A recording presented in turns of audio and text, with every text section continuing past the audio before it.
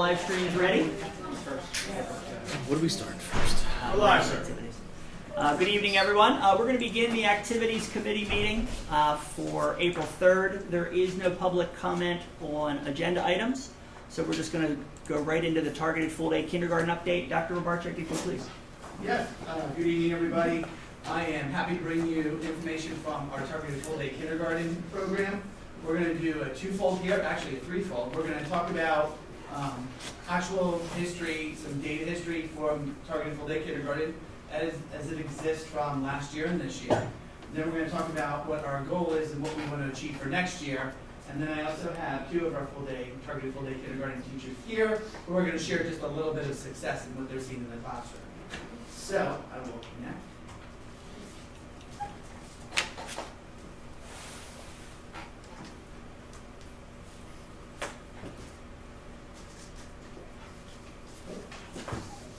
Okay. So as I go through, please, don't hesitate to stop and ask questions at that point, but I will give explanations for each of the slides. So as you know, we have targeted full-day kindergarten in Sellersville and West Rock Hill Elementary at this point. Sellersville shares with Guth Elementary, and West Rock Hill shares with Grass Elementary. Just a quick update on that one for next year. We are going to be reversing it back to Sellersville and Grass sharing full-day kindergarten, and Guth and West Rock Hill. In discussions with transportation, it just makes it more feasible for them to be able to run the routes in a more efficient way. So the background, we have one teacher and one teaching assistant in each of the classrooms. The full day schedule that does not include direct instruction in social studies and science content, because the goal is to increase the amount of math and reading content in order to help their peers, help the peers move with their half-day peers and get to the same place by the end of the year or close to. We have included purposeful play as part of that, which has been very effective. And students it's beyond just play, it's learning how to cooperate, how to share, how to work together, how to problem solve. So it's integrating a number of different skills than just play. There are approximately 15 to 20 students in each class. I believe this year Sellersville has 18 and West Rock Hill has 16. So again, we're doing it on an as-need basis. What's the average for half-day kindergarten? What's class size? They range across the district from anywhere from like the 18 to 25 range. This year it's 21.1.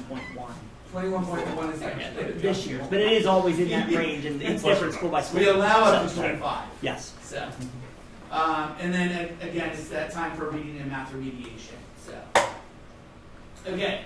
So the screening, which we started just 3 years ago now, so we have 3rd year using it, is the MyIGDs screening tool, which I have on the next slide as individual growth and development indicators of early literacy. That's what the MyIGD stands for. We start our screening at the beginning of May, and it goes through the end of July. And the reason we do that is because the beginning of August is when we look at the class makeup of each of the kindergarten classrooms and identify those students who have the academic needs that we want to help and give them that additional time to practice their skills. So we start off with about 14 to 16 students in each class to participate. Two to 4 spots are reserved for late registrants. We usually get the late registrants all the way through the end of September, because people either didn't realize it's kindergarten registration, or that's a lot of time, that's when families are moving. So it is a choice of the parent or guardian if they want their child to participate in the program. So we've had a number of families who chose that they just didn't want their child to participate. In the screening or the full day? In the full day, I'm sorry, Okay. the full day. So they decided that they just wanted their child to, have the half-day program, and as they go into 1st grade, obviously we're not going to, shy them of any supports as they come into 1st grade. We're going to provide them with the same supports as they come in at that time. And then students that have made significant academic strides during the screening, strides since the screening, we do give those parent guardians a choice, an option for their child to return to the half-day program. Now, are you going to, most parents are like, no, I want my child to stay in the targeted full-day kindergarten program. And we've only had 2 families so far that have identified that we said, since May, when they did the screening, original screening, and then they got all the way to, mid-September, they made huge strides in their development as a student and in their academics. So we did invite them to return back to the full half-day classroom, but they wanted their child to remain in the program, which we're not going to do. What percentage of kids are screened before they come? So it's increased. I don't have that exact number. I can get it for you.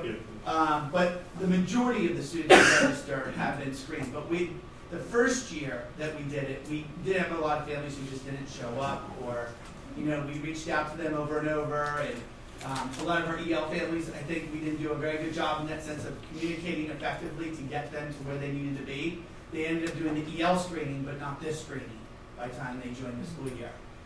So this past year, I would say at least 95 to 97% of our students were Okay. screened coming in. Good. And our goal for this year is 100%. Tony, you said that the screening tool is about 3 years old, so is that after COVID or before? So this was just, when COVID took place, actually, we received the ESSER funds. Okay, And this was one of the programs I brought forward to you, the MyIGDs. okay, good. As a screening tool, we researched other districts that were using the MyIGDs tool and found it to be very effective in identifying students. Some districts are using it, they do a whole full day program, so they weren't identifying students who needed help, beyond the norm of a half day. Right. But we wanted it for that reason, on top of knowing where our students are coming in, but we also want to identify those most neediest students that will be eligible for the program. Good. So that individual growth and development indicators, these are the things, the items that the screening consists of. As part of that early literacy, the picture naming, rhyming, sound identification. I won't read every one of these to you, but obviously you can see it covers a great deal of what you would find in early literacy programs for students. And also the early numeracy and the oral counting, number naming, and so on. And then we add our own part for the occupational therapy, the occupational component. Just writing their name, tracing shapes and symbols, and then drawing a picture of a house. Just to see where their stability is with the use of the pencil. And it's very helpful in the sense of knowing where they are coming in. And then based on the screenings, we make the recommendations for the full day, the targeted full day program. Do any of these components are they weighted at all? Are they all equal? They are weighted when you go into the system itself, because the teachers are running a raw score into the program, into the database, Mhm. and they are weighted differently. Because you'll see, like, when I show you at the very end, or more later in the presentation, we actually have a sampling of students that took the assessment, and one student got a 1. But that doesn't mean they got a 1 right or, on the assessment. Okay. It was just weighted that way against standards to identify where they fell in the range of most neediest to proficiency. Okay, thanks. So as part of the monitoring student progress, we do use, again, the DIBELS, that dynamic indicators of basic early literacy. And what you'll see in this is there are a lot of duplications from the DIBELS into what you see in the MyIGDs. And that was our goal. We wanted to make sure, because the MyIGDs is for the sole purpose of early literacy, early numeracy. It's a preschool into kindergarten. It's not an assessment to say, if we wanted to give the DIBELS and prior to students coming to kindergarten, it wouldn't make any sense, because they haven't gone through any of the foundations program or any of these other skills that would help us to identify. But then as the assessments come into play into early kindergarten, mid-kindergarten, and end of kindergarten, as these do align with, once they receive the instruction, and to hone in on those specific skills that the students are working on throughout the year. We have the FONSA Pinnell, which is our reading comprehension and fluency program assessment, and we use that. The students in kindergarten are not assessed in the FONSA and Pinnell until the mid-year. They start winter and they do a spring assessment. They do not do a fall assessment because we know they're all early readers. And as you can see, the levels go from AA through D through the end of kindergarten. That's where the expectation is. At the end of kindergarten, going into first grade should be a level D. Almost all of them are a AA. If we have, for some reason, a reason to assess a student, we can. We can pull them aside and we can see where they are. If they're an advanced reader already, they're coming in with a lot of skills, that we would go ahead and pull them and do an assessment to find out exactly where they are. And then the STAR Early Literacy. This was one of the assessments. It was not a requirement tool last year.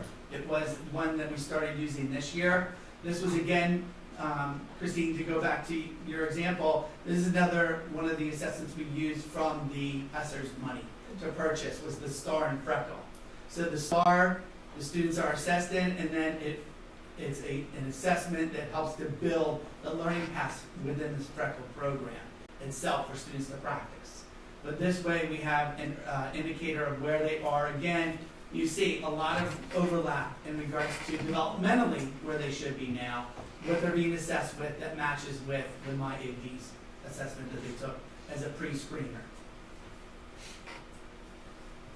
The DIBELS progress monitoring, just so you know, it happens, again, half-day and full-day programs. I'm going to be showing you cohorts of students from 21, 22, and going into 22, 23, so you can see that kindergarten, first grade, and where they're building upon. And then the 21, 22 showing the beginning of year, middle of year, end of year, and the 22, 23 scores showing the beginning and middle of year. I do want to note, as I show you these assessments, you're going to still see students that are in the intensive and strategic, because remember, the test is growing with the student. So it's getting more rigorous as the student develops their early literacy skills. So you want to see that students are still struggling a little bit because the assessment itself is getting more difficult and it's adapted to the child as they're taking the assessment. So this is Dibler Elementary School, Bedminster and Dibler. So on the left-hand side is Bedminster, on the right is Dibler. You see this here, is the beginning of year 2021-22 for kindergarten. Remember, these two schools only had half day last year and this year. And then the middle of year and end of year. Again, what you want to see is you want to see the red reduce and the yellow reduce and the green and blue to increase. So again, as you go through, you're seeing that happen. And then again, beginning of first grade, which again, developmentally, the assessment's getting more difficult based on the student's development. And again, you want to see as you get to the middle of the year, less red and yellow, more green and blue. And that's what you're seeing across into first grade this year. At Dibler Elementary, as you can see, we had a class with students who did not have a lot of depth in regards to their early literacy skills. But look at this middle of the year last year. They made significant growth, really shrinking that red. And then again, end of year, it's almost 16%, I believe, 16% left of the students who were not making the core or core plus. Again, this year, beginning of year, first grade, and in the middle of year, first grade, growing the green and blue. I'll go through, this is grass and goof. Grass, kindergarten. If you see anything that you want me to point out in particular, but what you're seeing is when you look for that beginning of year, you're going to see more red and yellows. And again, you want to see that get smaller as you get towards the end of the year. So the end of the year is how close to the end of the year do they get assessed? And then the beginning? So this is like summer learning loss? It Sarah, always what is the seems to get date? bigger. Yeah, what is the date with our end of the year? Is it With last day. May and June? Where they're assessed? June. In June. In June. So it kind of shows, each one of those, it got worse from end of year to the beginning of the year. From the summer. So this is beginning of the year, fall, 21, Yeah, end of 22, year. to the end of year. And see how the red and yellow jumps up. Oh, yes. It So happens from every here, one. there is a little, there's this little, I'm gonna slide a little bit, right? And that's Plus the the summer. development of the assessment and Yeah. where Well, they it are. shouldn't change too much unless they learn Right. that during the summer. Yep. It's interesting, I mean, it's not, And you already see here too as well, just a little yeah, bit. all four of them. Sellersville will be the only outlier to that. That was it? Yes. Yep, it'll be interesting when you. So here's Sellersville half day versus the targeted full day kindergarten at Sellersville. So this is our Sellersville half day program. As you can see, the red and yellow are shrinking as we go. And then this one, you see from the summer, no summer slide, actually a little bit more of the yellow, but the red still went reduced into the middle of first grade. And then same thing, as you see the first, these are the students who we addressed as identified is our most neediest students. At the beginning of the year, we continue to increase the blue and green, had that little bit of summer slide and right back to it. Where's the, so that was an exception in Sellersville, or is So do you see their end of the year, their half-day kids from the end of the year to the beginning of the year, how they're red? it red and shrank? yellow? Yeah. If you look at red, you said red and yellow were the. Well, I was actually just looking at red, but Red, you're right. okay. Red and yellow does a little bit. Yep. Doesn't make sense. They all, it was the busiest. So I guess as I'm looking through all the comparisons, there's nothing that jumps out at me that shows that in the data, and maybe you can pinpoint it for me, but there's nothing that jumps out at me to say, look, full day kindergarten had a significant impact on these kids in contrast to half day. Right? Like I feel like they're seeing similar success in the half day and the full day program. Well, because we're trying to get them to where their peers are, and that's Well, the right, goal but of when it. you're comparing apples to apples when they're doing the same assessment at the beginning. So you're looking at where they are at the beginning to where they are at the end. Yeah, but the and- variable is they're getting a much more length of instruction. Well, and right. Well, that's why I communication. would expect, like, if that factor was having a significant impact on kids, I would expect to see a greater jump on the full day side than I see on the half day side, and I No, don't- because I'm just saying, I respectfully disagree only because they had more need from the start of the school year. They're farther Their behind. their baseline was much lower. But that's coming into the not. growth. But 41 It's and not 53. indicated. But it's not indicated here because they're It's getting the 41 same and exact 53%. assessment. So 53% had that significant need, 41% had that significant need, right? Like 25% then still end up having that significant need at the end, right? I don't think I'm I'm quite just- following, I'm sorry. On that part. And I'll show you another chart, Megan, that may be more beneficial once we get into that later, that spreadsheet piece. Okay. And I'll explain that, and just see if that helps answer the question. And the other thing from a math standpoint to realize is on the left-hand side, we're talking about a much larger number. On the right-hand side, it's a small class, right? Because full days, I think it was 15 students last year, right? Correct. That in the Sellersville program, I think it was 15, a yeah. total of 15. And so, and it's only 1 year of data, right? Because the goal is to, like you said, catch them up to their peers as they move forward. So when I get to that spreadsheet, let me know if that kind of answers the questions. Because I did break them down individually as well. And then the Daimler versus West Rock, I'm sorry, the Seiler versus West Rock Hill. See, Mr. Russell, I'm doing it too. I mean, Dibbles is Daimler. Again, same pattern as you see in the other slides. You know, we're reducing the red and yellow, and then a little bit of summer slide, and back up again. And then here is the targeted full day kindergarten versus additional support students. So this is just for this year. We're not talking about last year's students now. It was a request to see how other students are doing that are receiving other support, such as reading support or kindergarten. Some of the schools still do a power hour in between AM and PM kindergarten, where they invite some students to stay. And this is, so what I did was identified all the students across the district who are getting an additional support, whether that be through the reading specialist or from that extra time in between the AM and PM classes. So with half day with the supports beginning of the year, this is the students that were identified as part of that group. And then this is the middle of year. Again, I know it's not much yet, but shrinking the red and the yellow. You know, they're provided additional supports, intervention. You see some blue popping up, which is nice to see. And then this is the full day program, where they started out with, this was all of the students. This is both classes, showing where they started at the beginning of the year. And you can see we're shrinking that red, getting more yellow, and nice to see some green there. So we are making some headway. So this is like Power Hour, Title I. Not Title I. Not Title I? I did Title I as a Oh, that's separate separate. slide. Just to separate the two, because I thought, because not everyone has Title I thought it would be helpful to see as a separate slide. So So the here- left is students that need additional support, but they're still just in half day. Correct. And then these two on the right are the full day students. Okay. Again, as Dr. Bolton mentioned as well, it's a little bit hard, it's a little deceiving, Yeah. because the half day, you're talking about number-wise. If you compacted the percentages, you might do a little bit more with it and be able to see more of a alignment. But because the numbers of that full-day program are smaller than the rest of the students across the district who are getting additional supports.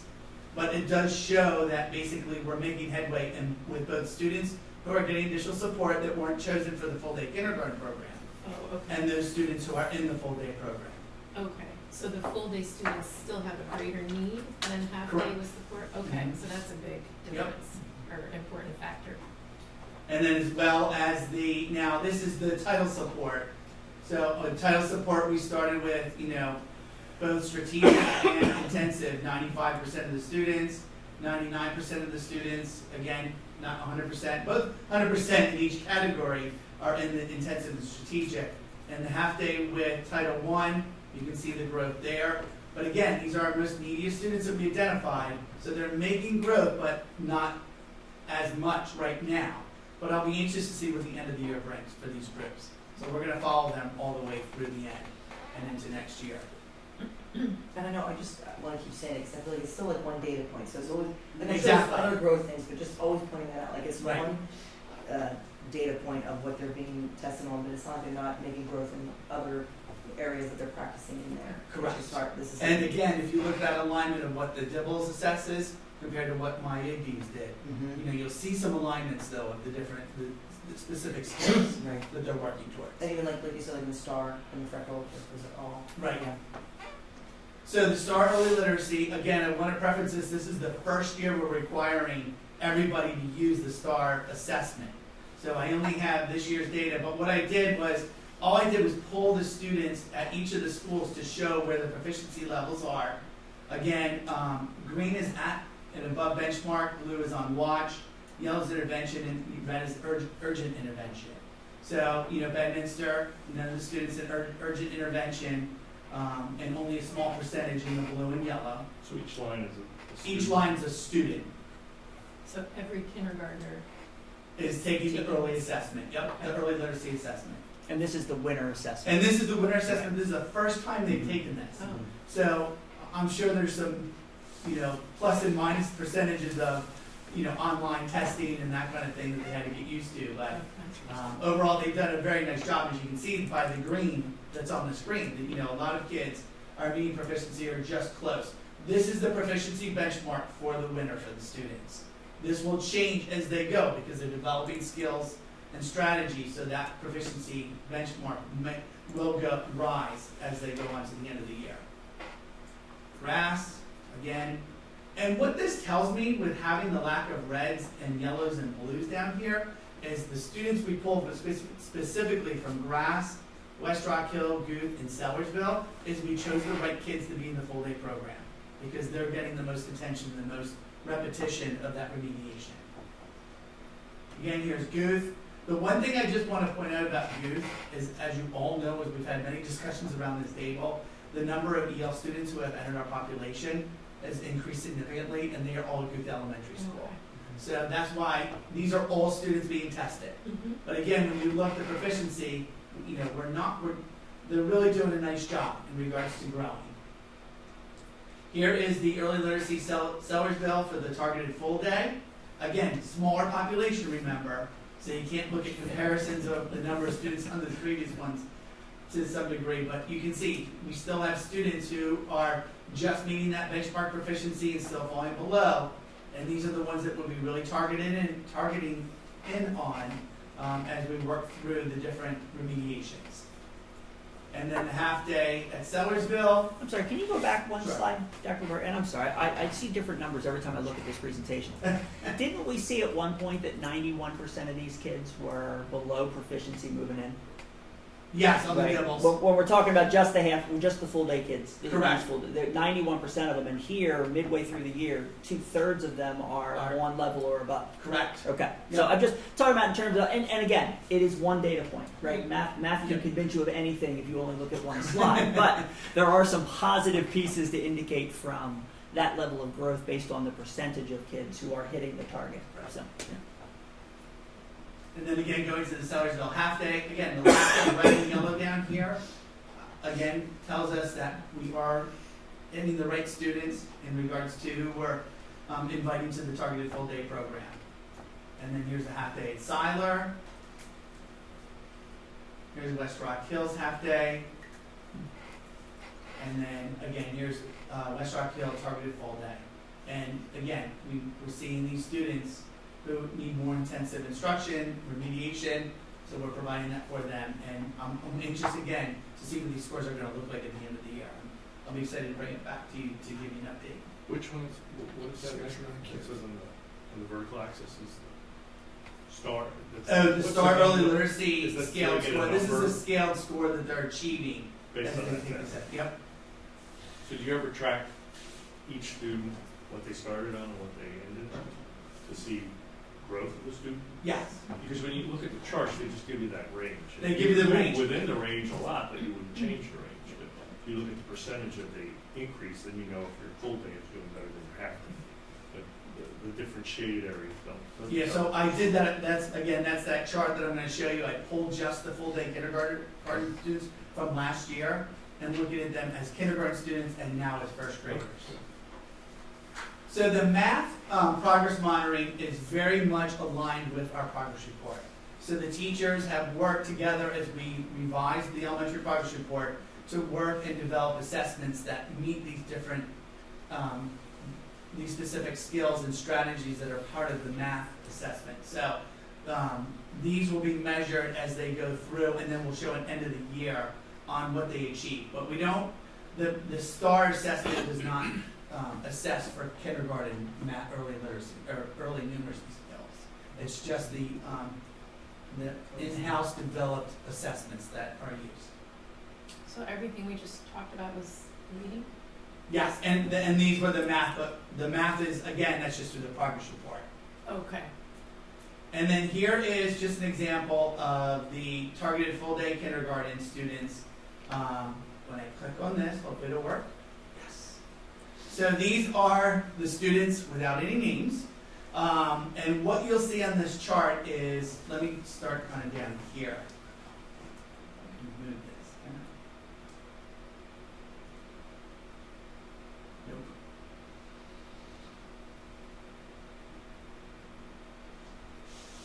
So down here is where they, the assessment for the MyADs.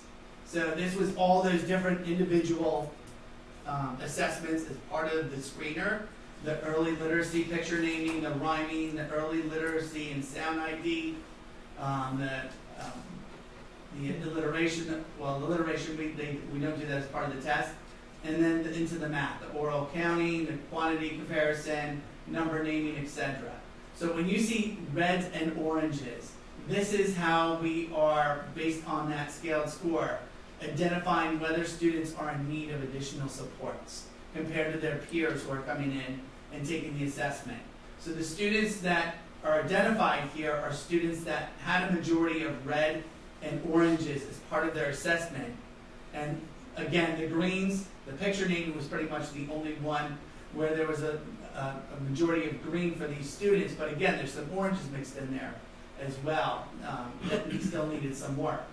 So what we did was, based on these scores, these students were chosen, and what you're seeing here is the kindergarten F&P, these are their levels that they came in at middle of year last year, that targeted full day kindergarten class. Remember I said double A and then all the way to D? So in the middle of the year, you can see there was only one student that was actually meeting expectation right here in cell 12. That student was maybe at level C already. And then look, when you get to the end of the year in kindergarten, you have 1, 2, 3, I think 4, 5. And then once you get to first grade, and this was our goal, because again, it's not by the end of kindergarten, the goal is to get them by the end of third grade because of the extra support and remediation they receive. So you can see the reds are kind of dissipating as they move up the ladder. Here's beginning of first grade, here's the middle of first grade this year. Now, the students you still see reds for, I did leave it in here, if I can get to it because it's kind of hard to see. But like this student has now been identified with an individualized education program, as well as this student. This student who's a C is continuing to receive reading support and math support. This student is receiving Title I support. This student has been identified now for speech. So these were changes from when they were in the targeted full-day kindergarten program to now having specialized programs within their first grade itself. So we continue to work with those students, because they're not meeting expectation yet and have been able to develop specific plans for them. And Mr. Wars, that's that tracking you're talking about. Like if you look at the F&Ps in first grade from the beginning to the middle, you can see their reading level talking about changes. Yeah, so I'm talking about C and D, C. but E and F's the same thing. That's Dibbles. C and D would be first grade F&Ps from the beginning of the year to the middle of the year. Right. So like that top student went from level A to level D. So they did have that's- growth. Yeah, that should be. They have growth. That's their only rating, is it a letter? For the F&P, yes, that's a F&P is reading a level, level. yes. Where the Dibbles is the number, that's the scaled score that we were showing in that other So chart, so you Can can you see. show the difference, or how much the full day versus the half day? These, whatever the kids Oh, started with this at half- same type of approach? Well, just saying, if it's helping them, you would think there'd be a little more growth up the level because they're getting. I'm trying to see how to interpret the results. Yeah, so again, by the end of kindergarten, beginning of first grade, you want to be on, like for F&P, for example. I understand. Okay. I mean, you'd think they would have the ability to grow more from where they were. I don't know if you're showing that clearly. Well, again, it's not to achieve it by first I grade. understand. So our hope is to get them by third grade to be exactly where their peers are. Right, I think the piece that I'm trying to figure out though is the full day kindergarten helping them more than the half day program would have, right? Because that's really the reason you're targeting it, to be able to provide that additional support to see success in those kids, right? And so I that's what I'm looking for, is like the data points that show that, had it not been for them being in that full day program, they wouldn't have seen that success, and that's the point of having them in that specific program. So, and part of it is I only have 1 year's a group right now of 15 students. So I showed you on previous slides where they are matching up with their peers on the Dibble scores and all that. But having only 1 year is still kind of hard. That's why I plan on following, obviously the cohorts all the way through, as far as we possibly can, all the way through elementary school to see. But definitely by the end of third grade, that's my goal. Like I'm saying, if I can pinpoint percentages of, okay, this is the percentage of kids who made it, who we hope to achieve. In some ways, you'd almost have those, whoever the kids were that the parents chose not to be in the full day kindergarten, that they were identified with, track them versus tracking the ones who are in, Right. because it's not you'd have to actually get the people that you identify Right. and see whether there's a difference being made for those, and you don't That want becomes to, the control group. exactly. That is the control. That's true. And right now, it's such a small number, but if you have a Right. small number every year and you see the averages, then Well, it's Well, essentially that tells or the kids who are at the same proficiency level but didn't get in because there's only so many spots, right? Like that would be in that same kind of cluster that you're talking about, that you'd want to monitor that way. Yeah, the first couple But that kids would be got helpful, cut. but I feel like No, by the time you get into second, third grade, it's harder to directly attribute those differences to kindergarten, where I feel like this is the data that's really going to show us one way or the other how much of an impact specifically that had. But I definitely, I like that idea of going back to the half day that said no to the program. Mhm. I mean, it's only a handful, but that would be helpful to see where they are now. And the other variables that I have found that have been a little bit hard to put into perspective is the students now have been identified as learning support students, or received other types of supports because they're not making it. So Is it that they're not developing? Is it because they've had something else that's interfering with their learning that we just haven't been able to identify? But I'll go back and look at the students, definitely who the parents decided not to put their child into the program and see if I can see a difference. And then what you have, these last 4 columns here, if I can fit it on here somehow. Why is this not working for me? This is the STAR data. Again, you can see, we didn't give STAR last year, so this is only for this year. And these are these students who took the STAR. Again, you see the significance of the red or the green and the yellows and the blues is where students are either exceeding or meeting expectation. So the reds are a lot less than where they are in the other assessments, and they're, with the strategies being reinforced and provided with remediation, they are making progress in the different strategies and skills based on that assessment.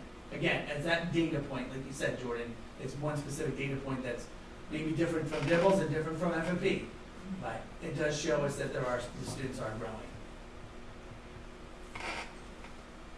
So let me go back to. So the comparison of the targeted full day kindergarten student success just from last year to this year. We did have 15 out of 15 students make significant growth over the year. Majority of the students started first grade on or close to the grade level, even though their assessments are more rigorous and the students did not participate in the district program over the summer. We did identify these students to participate in the summer enrichment program. Now they will be this year if they choose to be, if they're still falling below grade level. And 2/3 of the students maintain grade level expectations, which is nice to see. When you look across the board, 2/3 of them are where their first grade peers are. Now, for the Fontes of Pinnell, 9 out of the 15 students were either on grade level or above at the beginning of first grade. And then the STAR assessment, 13 out of 15 scored above or meeting expectations on the STAR RELA, and 14 out of 15 on the Math STAR assessment in first grade. All right, Dr. Bolton. Here I asked him to help me explain this one because he helped with the compacting. Well, I put this one together, so I hope it makes sense to you, because I was trying to get a sense for the full day students as kindergarten. How are they doing now that they're in first grade with their peers?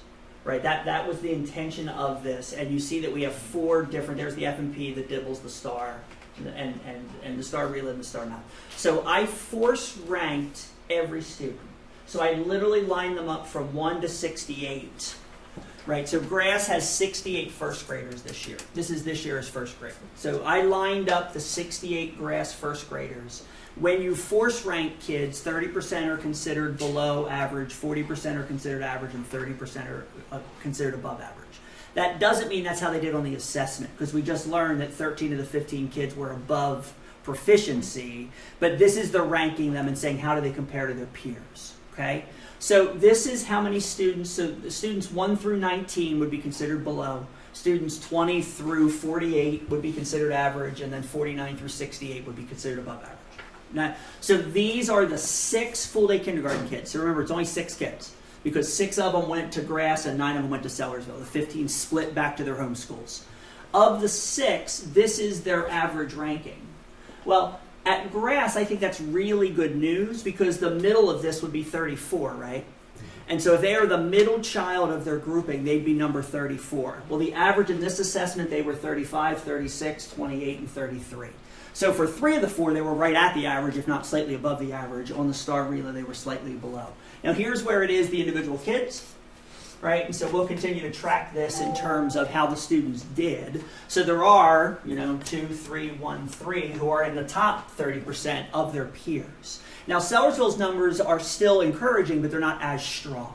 Now there's only 44 kids, so the middle's 22. So they only have 1 assessment that they're right there, and then they have 3 others where they're on the low end, although they still would be in the average range, because the first 12 kids would be below average. So if you did them as a group, these 9 students compared to the class of 44, they are still average from a performance standpoint on all 4 of those assessments. Does that make sense in terms of what I did with that document? It was trying to give a sense for, if you look at them as first graders, now that we've put them back in their normal class with all of their classmates, how are they performing on these assessments? Because we know at the beginning of kindergarten how they performed compared to their peers, and it was poor compared to their peers. That's why they were selected for the program. So the question is, in first grade, how will they continue? And we'll need to do this at the end of the year. We'll need to do this for next year's group. I mean, it is one, right? Because does this say something about Sellersville, right, in terms of that progress? And do we look at that and say, is there something there? Or is it just the 6 kids and the 9 kids? And right, one data point's a little dangerous to make any of those assumptions. It was positive data, though, from a force ranking standpoint. Again, it does not mean that there were 2 kids below, right? Because this is that assessment he just said, 13 of these 15 kids were at or above. And only 1 of these 15 kids was below in the STAR Math. So from an assessment standpoint, they did well on the assessment. I wanted to show it compared to their peers, because their peers also do well on the assessment. Right, so how well do they do compared to the rest of it? Okay, so, thank you, Dr. Robarczyk. Thank you. And then the last couple slides here are just, I was asked to include the schedules. So this is what the targeted full-day kindergarten schedule looks like. From morning arrival, and you'll see the foundations, the making meeting, and again, there's remediation impacted throughout the day here as the day goes on. They are included for lunch and recess. They do have the purposeful play as part of the centers that they work on, and that's associated with the content areas of reading and math. And then they do get a special every day, unlike they're getting 45 minutes of a special since they're there the full day. And then the half-day program, this is from Sellersville as well, goes from the 8:15 to they get dismissed at 11:25. So, and I'll let you can kind of mull over in the presentation itself the actual time differences, but it was just to give a showing of where you can see how this is definitely spread out more, and there's more time to remediate and bring back specific strategies and skills that they were working on throughout the day. So what are the additional, can you go back a slide?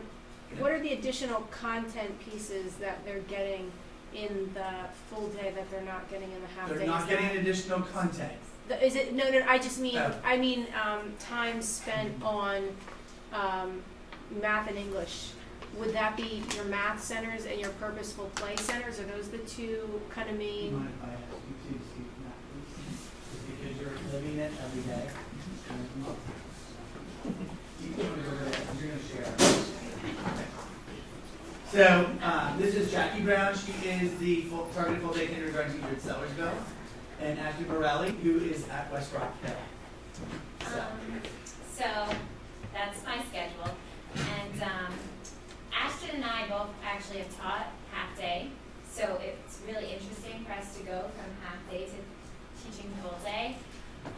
But when you teach half day, you don't get to all the components every day. There's days we would only teach foundations and maybe making meaning and squeeze math in. And then another day we would maybe then get writing and sorry. We try to squeeze math in always. Mr. Bogo's ears just perked up.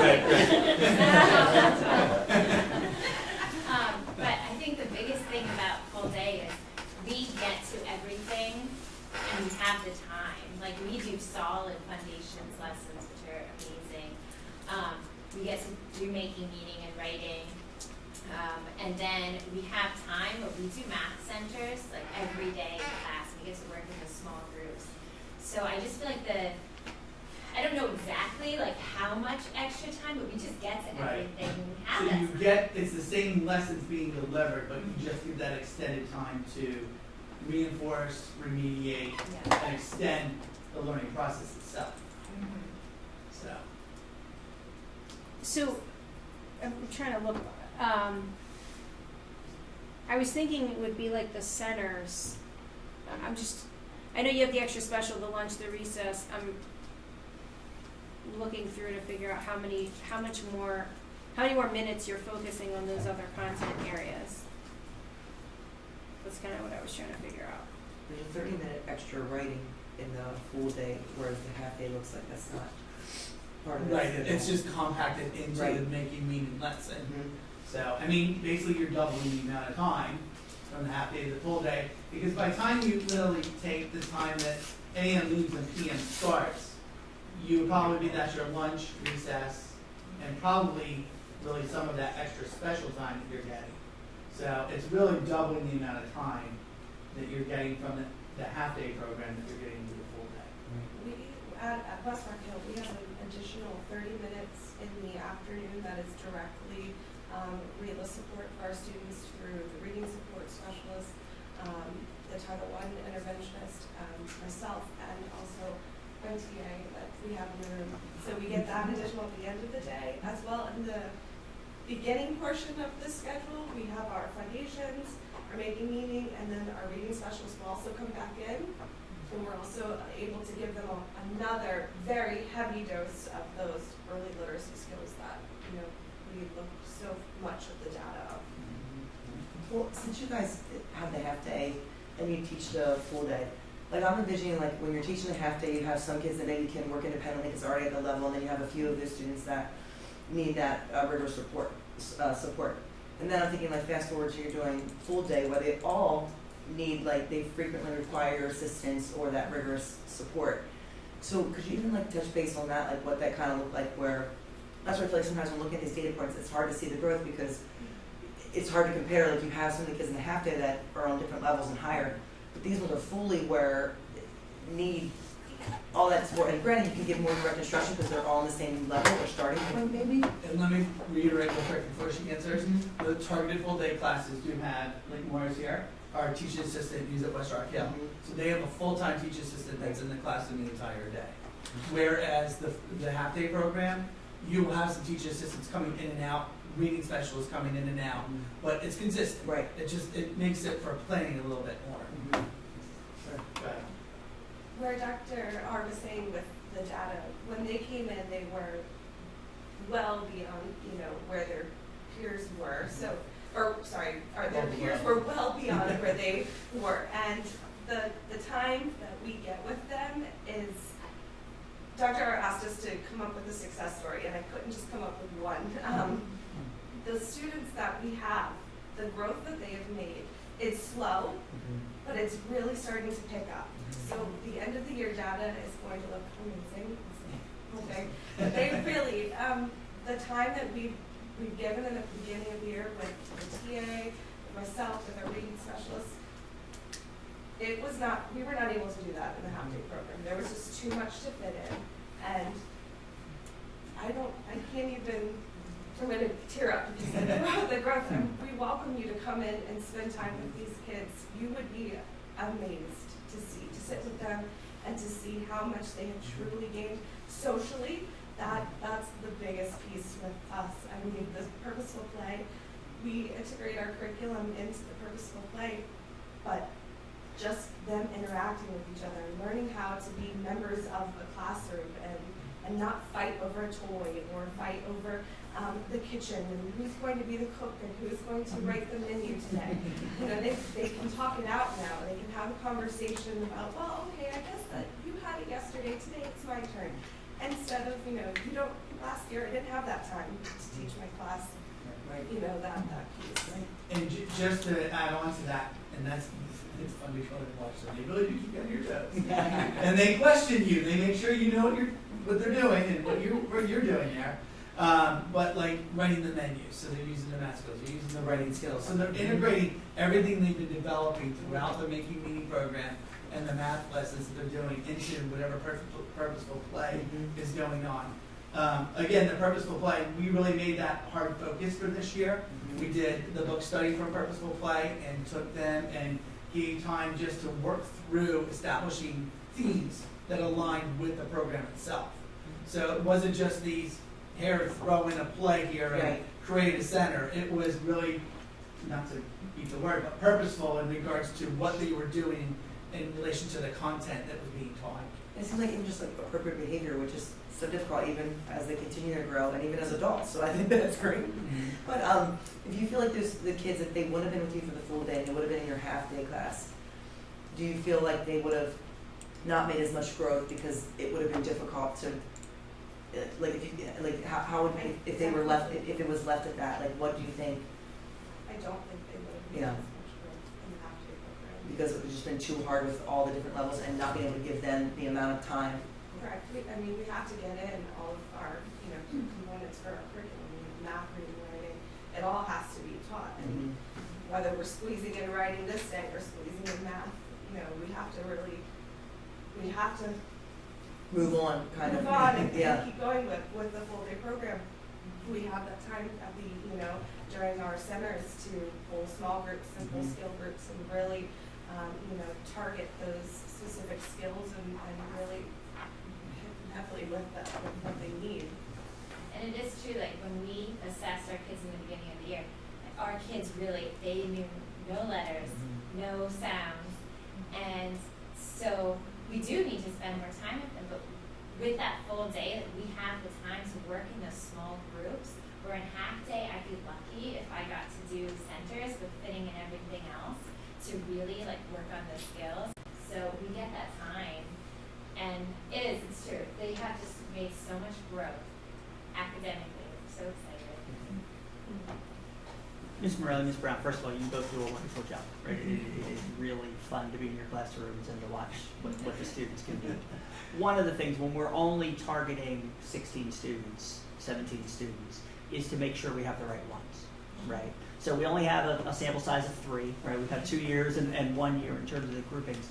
When you talk to your kindergarten colleagues at your buildings and you look at the other students, is the screener identifying the correct 15 to 18 kids, or have you had a lot of situations where you're like, oh, I wish we would have had David in this class, and for some reason the screener didn't identify David? I know we have some parents who say no, and so that might be a different answer, but I'm talking about for the ones where the parents didn't have the option. Is the screener doing its job in terms of getting us the right students? Because we don't know them, right, when they come in. I feel like this year, like, it was spot on. Okay. I was after doing my own assessments with them, and even just getting a little background. Like, a lot of the kids were, like, kids that maybe didn't go to preschool, or they were like the 4th kid in a family, and the parents were like, yeah, like they even said they're like, yeah, we might not have pushed preschool on this. I'm the youngest of 6, so can we be careful in terms of I'm one of 6 too. Okay. But yeah, so it was very interesting. I felt like it really, a lot of those kids were really spot on, and they were the ones that I think are doing really well, needing that emotional, social piece as well. Maybe this. How about your experience with the one group? But Yes, yeah. no, I agree. It was very spot on. It's also very evident when our classes are together. You can still see, a little bit of a difference there. There was, that wiggle room with the 4 extra spaces for move-ins. We had one student, she actually did join my class after spending a couple weeks in the half-day program. So that was also, perfect. So we have that extra. How's the length of the day for the kids, being the first time school in a full day? At first, it is tough. They have to, they have to get used to that. And it takes a lot of time. So if you see the schedule, there's a second recess built in. There's those little breaks, and we do a lot of brain breaks, wiggle breaks, and slowly, as the year goes on, those kind of go away, and those subjects become longer, skill groups become longer as they can handle it. I think the play part, and then just the way our schedule is, really does help with that, help them build their stamina.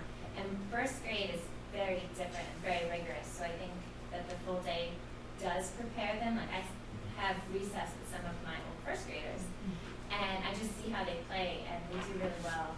And they seem to have really adjusted to 1st grade really well. So. One of the personal goals of the program, I reiterated this probably more than you probably say, hearing me when we first started targeted full day kindergarten was, this is not the new 1st grade. We don't want it to take place and move kids into 1st grade. We truly want them to develop the skills and the strategies they need to be successful with their peers by the end of kindergarten. And that's what I believe we're seeing and achieving in that aspect. In relation to the screener, we did learn some things, because as I said, this will be our 3rd year using the screener. The very first year, we did it all here, and parents brought their kids here, and they were in a room behind the reception desk, and I think it was maybe a little intimidating as well.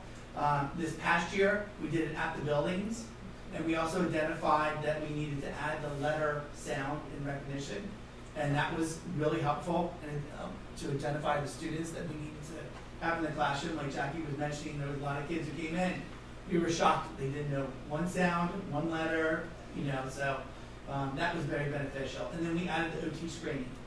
The OT's been very helpful just to understand where they are in perspective, again, of letter writing, usually no pencil. Some kids have never used scissors whatsoever in their life until they came here and used it for, these kids are coming in with no skills sometimes, and it's just amazing to watch how much they develop over that time. So I don't think that it's possible to say whether or not the right kids are selected based on the classes I don't think that was a fair question for them to say, oh, did you pick the right kids because, well, they played with the other class once or twice, and so there's no way of really assessing whether or not you had the right kids without using data points. So I feel like when you're not teaching the kids that are in the other class, I kind of feel like that's not quite a fair question. When I'm looking at the data that was presented last year compared to the data that was presented this year, last year we didn't have the other supports in place. I'm really happy to see that we have other things like teaching assistants that are pushing into the half-day programs, because one of my concerns last year was that the half-day program was not seeing nearly the success of the full-day program. So I'm glad that we have the teaching assistants that are pushing in to that half-day program, and those other supports as well, the power hour. As I'm looking at the data from last year when there was that disparity, now that those additional teaching assistants and additional supports like power hour were added into the mix, it looks like it has evened out the data. When you look at it, it looks like when you add those additional supports to the half-day program, you're really, it's just two different ways to accomplish the same goal, right? Either you add the additional supports in the half-day program, we have lower class sizes this year, we have more supports in the classroom, compared to extending the day to the full day and having that extra time built in, right? So there's two different ways to do it. And that really is kind of the balance, but it looks like both are similarly effective. Can I clarify one piece? Just because I don't want anyone hearing this, like Sarah Baker or anyone else. The power hour, the AM, between AM and PM has been happening for years. Sometimes it happens, sometimes it doesn't happen because they can't get students to stay. Like, because the parents are responsible for picking them up picking them up after the time's over. So sometimes we don't get students to fill that. But we have had power hour in place. I don't think we had the data for that though last year. Right, so I I didn't put appreciate that the in data. there. Yeah, I didn't exactly. realize you were doing it, but Yeah. we didn't have the data for that, and Yes. we didn't have the teaching assistants that were pushing in. So having that extra support in the classroom that's really helping kids with reading, I think it looks like it's making a significant difference. So. Can I ask a question? Sure. Came back to the Deibler slide 9. Ooh, nine. It's we Wait. got the Devils. Devils. Okay, so my question then is, if we all agree that it's nothing is, right? But we still have a significant portion of the kids in red and yellow. So shouldn't we have offered parents more of an option for a full day? Make it a greater amount of kids? Because there's still a bunch of kids who are in a half day that are still not doing that well, right? But we all agree that adding full day for these kids is a good idea, right? I mean, it's not 100% sure data. Why don't we give more parents the option of, some parents would like full day kindergarten, Yeah. some parents Part of that screener is showing where they are I understand, developmentally. if it helps. Right. But there's still a lot of kids who are going through that are still not successful according to these measurements, right? So why wouldn't we offer more kids a full day kindergarten and maybe bring their scores up so they get more ready? But again, I don't see was asking half him, day. actually. I know I'm adding a comment to your point, because I don't see what you're seeing, Ron. I don't see I half, see there's kids I don't who are see still full struggling, day.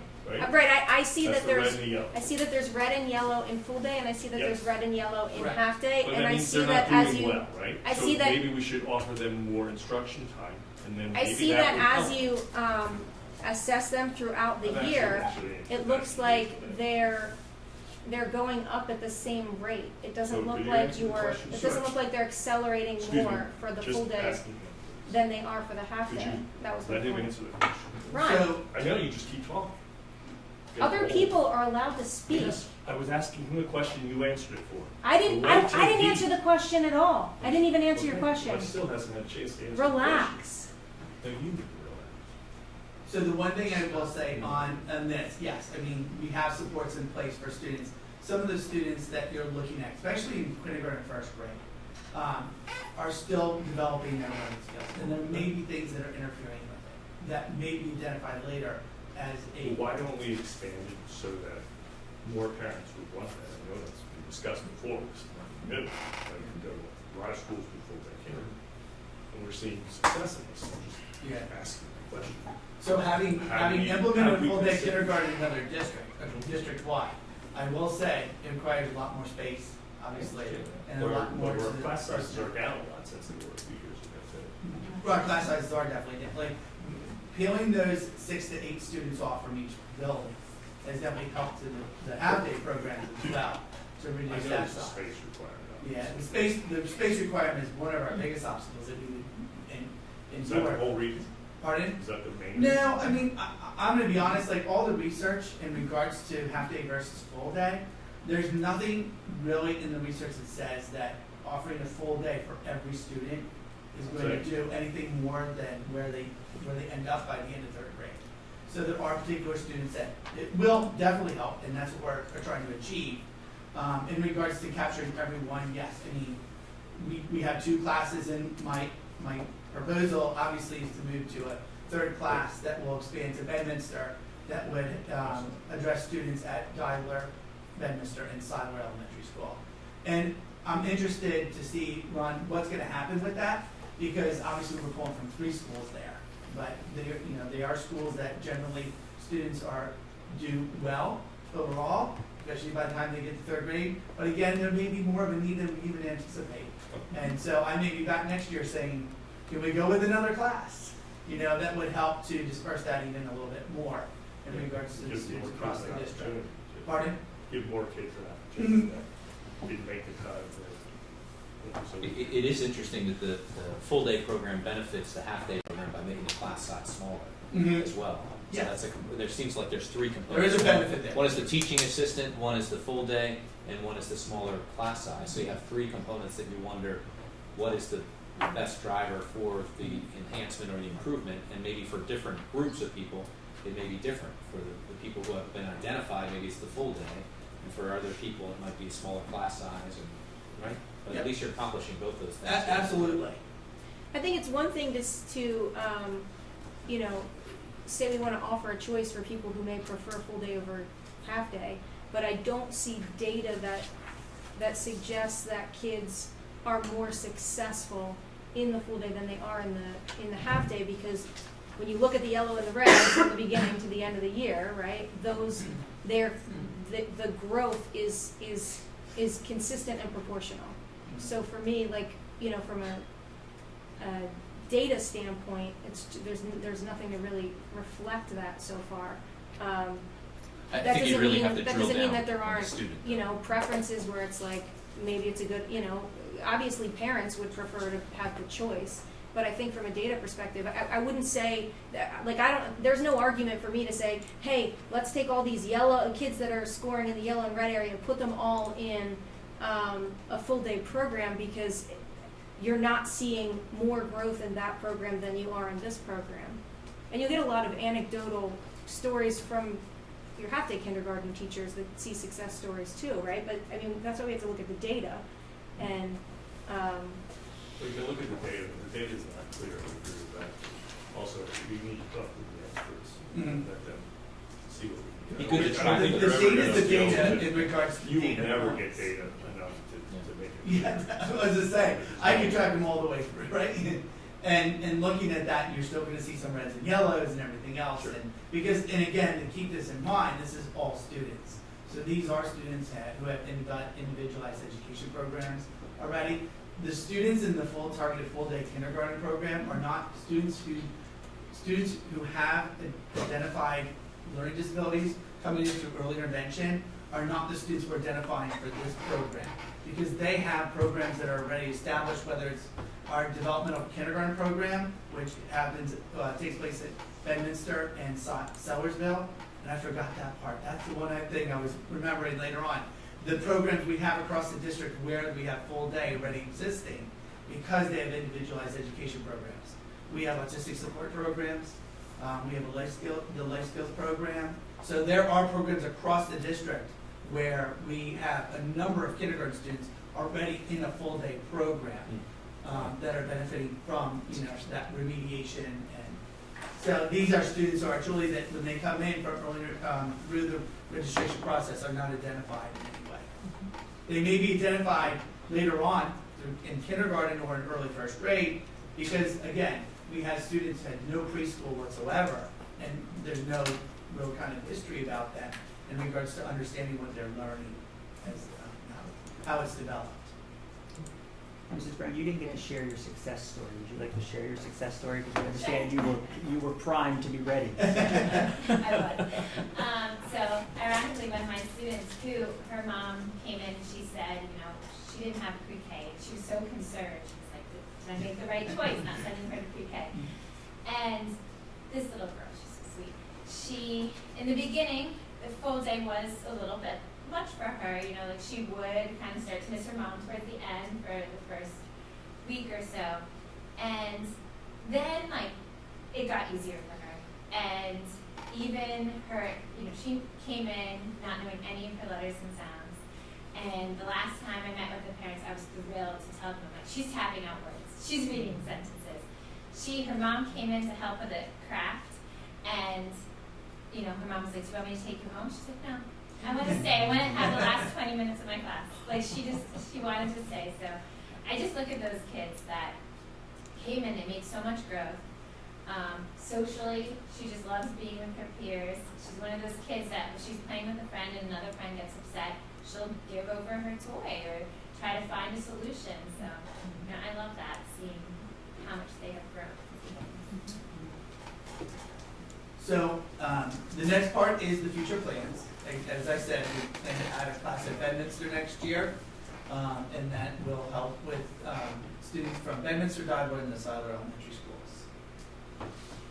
So this will be 3 total This classes. will be the third class, Okay. correct? And impact all 7 schools. Right. Yep. Okay. Right, yeah, now we're addressing all 7 schools. As I said, from 2 years ago, this was going to be a phase-in. Yeah. So we delayed it a year because of the COVID situation as it was. So now our goal was to be having all 7 schools means now. And then we'll look to next year, Mr. Ward. Maybe I'll be coming back and saying, need another one. So, but I appreciate your time, I really do. And I'll continue to look into these other data points and get that information to you. Especially in regards to, like I said, that specific one to the percentage of the students who said, the parents said no to the program. To follow that. So. Was there also a list of who did make the cut, like they were just above it, but they didn't get it? Yeah, we do have that information, so we can look at that as well. Track doesn't see. Yep. All right. Taken care of next year because you have more people. Next year, that section would have Right. made it to the, so it'd be interesting to see how they progress. Well, and since you weren't addressing all schools, there were kids in other schools that would have qualified had they had access to one. And so looking at the growth of those kids who would have been in the program but didn't have the opportunity, monitoring that group along with the other, students who had turned it down would make sense. Thank you, Dr. Thank you so much. Thank you, ladies. Mr. Morris, can you Thank check you. the sign-in sheet, I the appreciate public it. comment, to see if anyone signed in since the meeting began? No. Okay. We okay to keep moving on then? Yeah. All right. I think curriculum's next. Okay. Yep. All right, then we'll turn it over to Mr. Vogel for Algebra 2 and pre-algebra. Thank you. Thank you, Lacey. Awesome. Yeah. Thank you.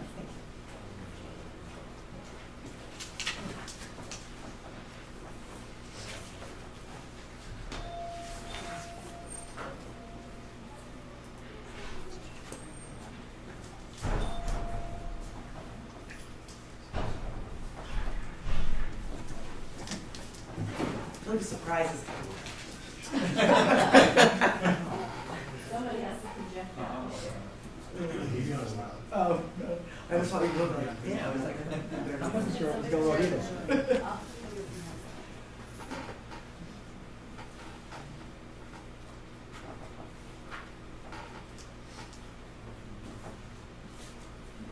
You need me to do it, Mr. Davis? Yeah, I'll put it out there too.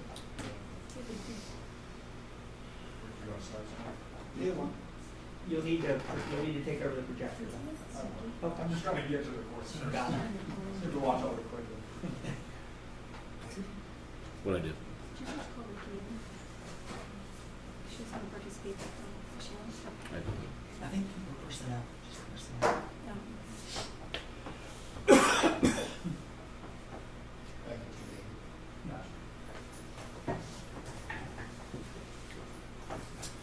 Janine.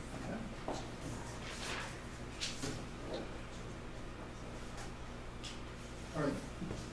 I'm not gonna take up, I know this is gonna be hard, too much of your time tonight, because when I get talking math, I can get into it.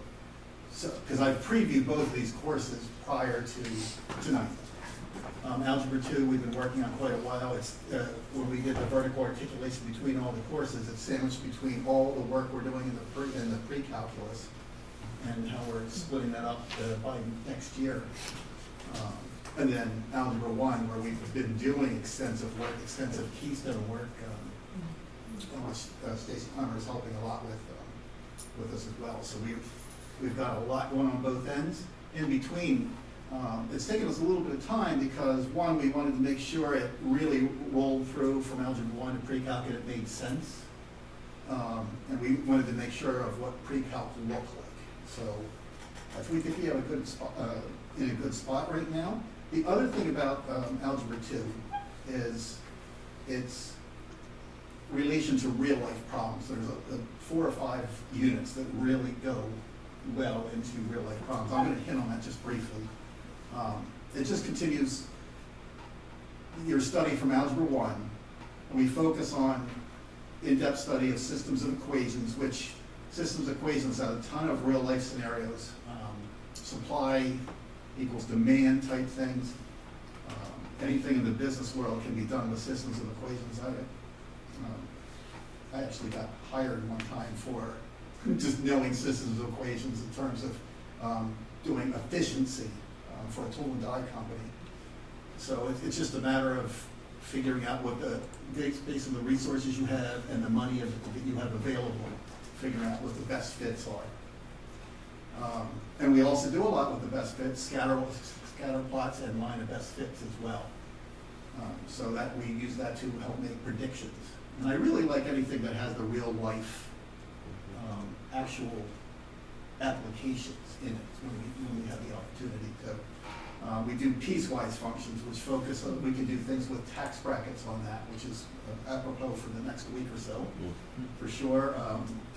I've seen just recently thing on mobile phone plans, on how to pick the best mobile phone plan depending on what the basics are and depending on how much they charge per line and all that kind of thing. So that all fits into piecewise functions.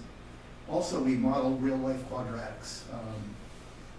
So you can do some mundane things like calculating enclosed spaces, but you can also figure speeds of an object, profit losses for products, areas of a garden embedded within a park, things, all those types of things where you have to kind of figure out how much you can attribute to different areas. So quadratics has a lot of application. There are some others that aren't as real life applicable. I knew I was going to trouble this word. Applicable, which involve radicals, exponents, and rationals. They're not as easy to apply, but they are necessary to move on. So, exponentials and logs in Unit 7 also is the same thing. you need to have that to be able to move through your pre-calculus and calculus. So that's most of what I wanted to say for the Algebra 2. We do use graphic calculators where appropriate to enhance their, help enhance their problem-solving skills. You could also look at that as well as to find patterns within whatever the problems are that we are working on. That's basically what we have for Algebra 2. It's a great course. I think it's one of my favorites. You just updating, or what? Well, we actually redid it quite a bit because of the work in Algebra 1, which we really changed it around. One, because of the I and the keystones, because that's always been a little bit of trouble spot in high school, not as much as 7th and 8th. So we did a lot of work on that, and we're doing a lot of it with the, we're not doing keystone preps, but we're doing the reasoning skills behind that, all within the Algebra 1 course. The pre-calc was so important to get it down because of what we're doing with the college algebra course next year, the AP pre-calc, which I'm hoping everything goes well for next year, and then the honors pre-calc. So we had to have that in place to be able to finalize what Algebra 2 would look like. I just want to piggyback on this from Mr. Morris, because I think it does become confusing when we present courses here. Sometimes we present new courses, and we ask permission to run those courses.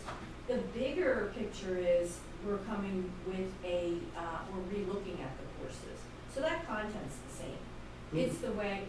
Who takes Algebra 2? What student? Does everybody take it? Or? Most college-bound students We'll take 1 and will 2. take at and least Algebra 2. Algebra 1, Geo, and Algebra 2. That's usually like a minimum. I don't necessarily think that every kid needs to take it, depending on what their path would be. But it's a great But these course. courses, like Algebra 2, we run Algebra 2 courses, and we looked at it from a lens of how can it be more meaningful for students, what did we need to tweak in terms of when it's taught, how it's taught. But these, when you look down here at the units, that's Algebra 2, right? So it's not a new course. We've always kind of had a lot of those units. What we had to tweak was we moved some things from pre-calculus back into Algebra 2 where we felt like they belonged. And then we added in more into the pre-calculus. There's a look at engagement. How do we better engage students? Really, that was one of the overarching questions when we started rewriting. Real life example. Yeah. One of the other things we felt too, there was a long review section in the beginning of the course. And we took that out, figuring it, there is some, learning loss over every summer, but we didn't feel like, the length of time that was spent was that we shortened that and added in more. The only question I have is which film company is the best one? They were doing 18, I think it was, they were comparing the two. Yeah.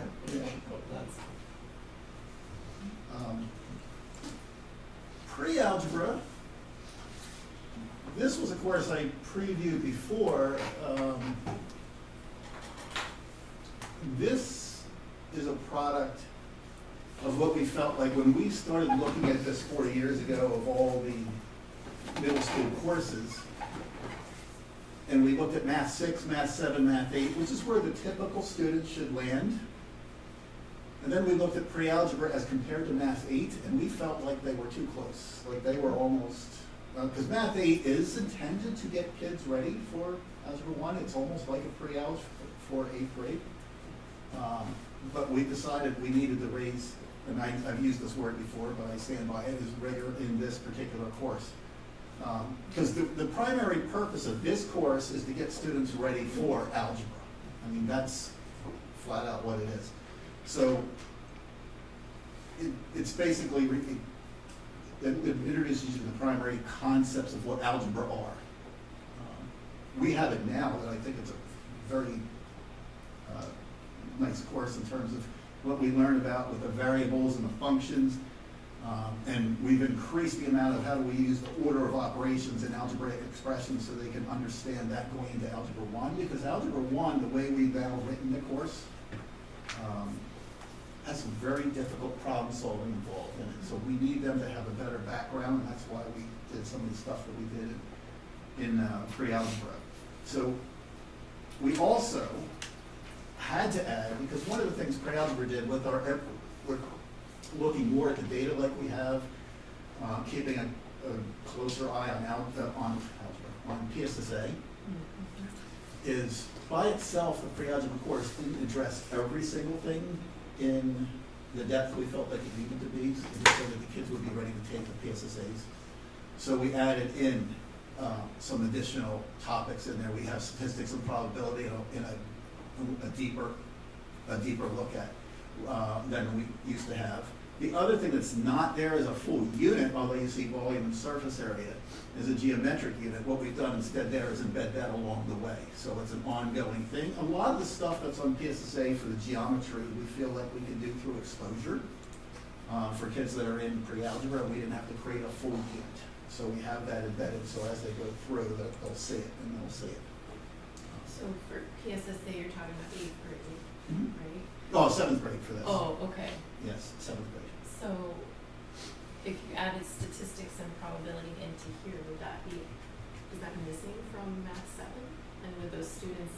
No, we raised the depth of what we wanted to. And Math 7 is constructed, the difference between the two is Math 7 and Math 8 and Math 6 are actually constructed to mirror the main content areas, the geometry, the numbers and operations, the statistics and probability, Okay. and the fractions. All of that, every Math 6, 7, and 8 have that all throughout. There's units in each one that address each of those areas. Pre-algebra by itself used to not necessarily address every area. Okay. And that's why, so statistical probability is in Math 6, 7, Math 8. It wasn't necessarily in here as in deep as we are now doing it, so that's the difference. But for 7th grade, pre-algebra, Math 7, are those the two, I don't know if there's an accelerated Math 7, like what are all the options? So your choices are Math 7, where most should land, pre-algebra, and then Algebra 1. Okay. And we use a matrix of rubric, whatever you want to call it, of 7 or 8 different data points that we gather. Just figure out who you recommend to be in those classes. Yes. Yeah, okay. And then 8th grade, if they didn't take pre-algebra in 7th grade, that's could obviously be an option when they're in 8th grade. So if they didn't take it in 7th, so they would have So been they're Math 7. So either then, if they excel, they'd be ready for Algebra 1 in 8th grade, Okay. or Math 8. Okay. Because Math 8 largely serves that purpose, except it automatically hits all of the 5 main content areas. And one of the things that we've kind of just talked about, and I know Dr. Scheid has made it a point, but we just want to make sure that as kids are coming into middle school and making those decisions about which math courses to take based on those recommendations, that parents and students have a full understanding of how that's going to impact their choices all through high school and what they'll graduate with. Because I think sometimes we've heard from people who are like, oh, I wish I would have known that had I made this decision, that it impacted these things down the line. So just making sure that they all know that with through that selection process with our math teachers. Well, one of the things you just brought up, though, is something that's going to open up quite a bit. Yeah. Yeah, based on, and something you talk about quite a bit with Yep. choice. Mm-hmm. So, I mean, years ago, I remember them talking about 7th grade, they're locked in. If they don't get Algebra 1 in 7th grade, they're never going to make, AP pre-calc, AP calc or something like that. It's not that way now, because if we can always double up in a certain grade. There's, geometry, Algebra 2 is the perfect time to do it in those cases. But we're going to have it wide open now, starting in 24, 25. Right. So anybody coming through now with this will have the options open to go whatever path fits the best in mathematics. That's the thing to me, as long with everything that we do with math. Doubled up math, right? Absolutely.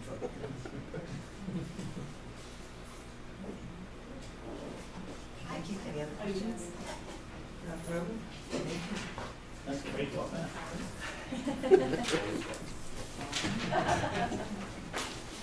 We'll move on from Ms. Vitale for psychology and honors psychology.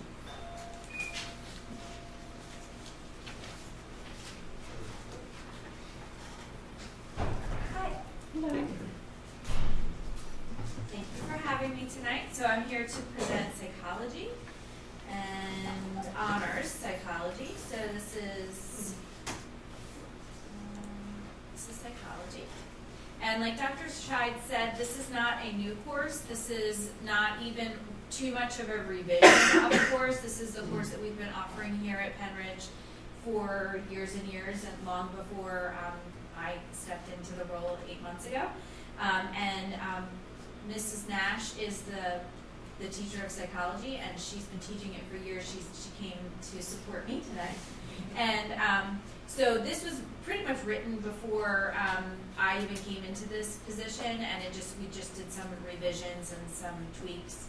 And we use the American Psychological Association standards, so it's not the state standards necessarily, they're national high school psychology standards. And so these are the units that are for this. So this is just general psychology. We have scientific foundations, a lot of biology going into psychology. So we were actually just talking about it today, that some students are surprised at how much bio there is in psychology, especially at the beginning of the year, learning about neural synapses and the biology of the brain, sensation and perception. So really getting into how we perceive things as human beings with our sight and sounds and our five senses. So they can really put that into practice. And then what I find the most interesting of psychology is how we learn and how memory works and the different things that can impact our memory, and development and personality and motivation and emotion. And then of course there is a course assessment, and I'm going to switch over to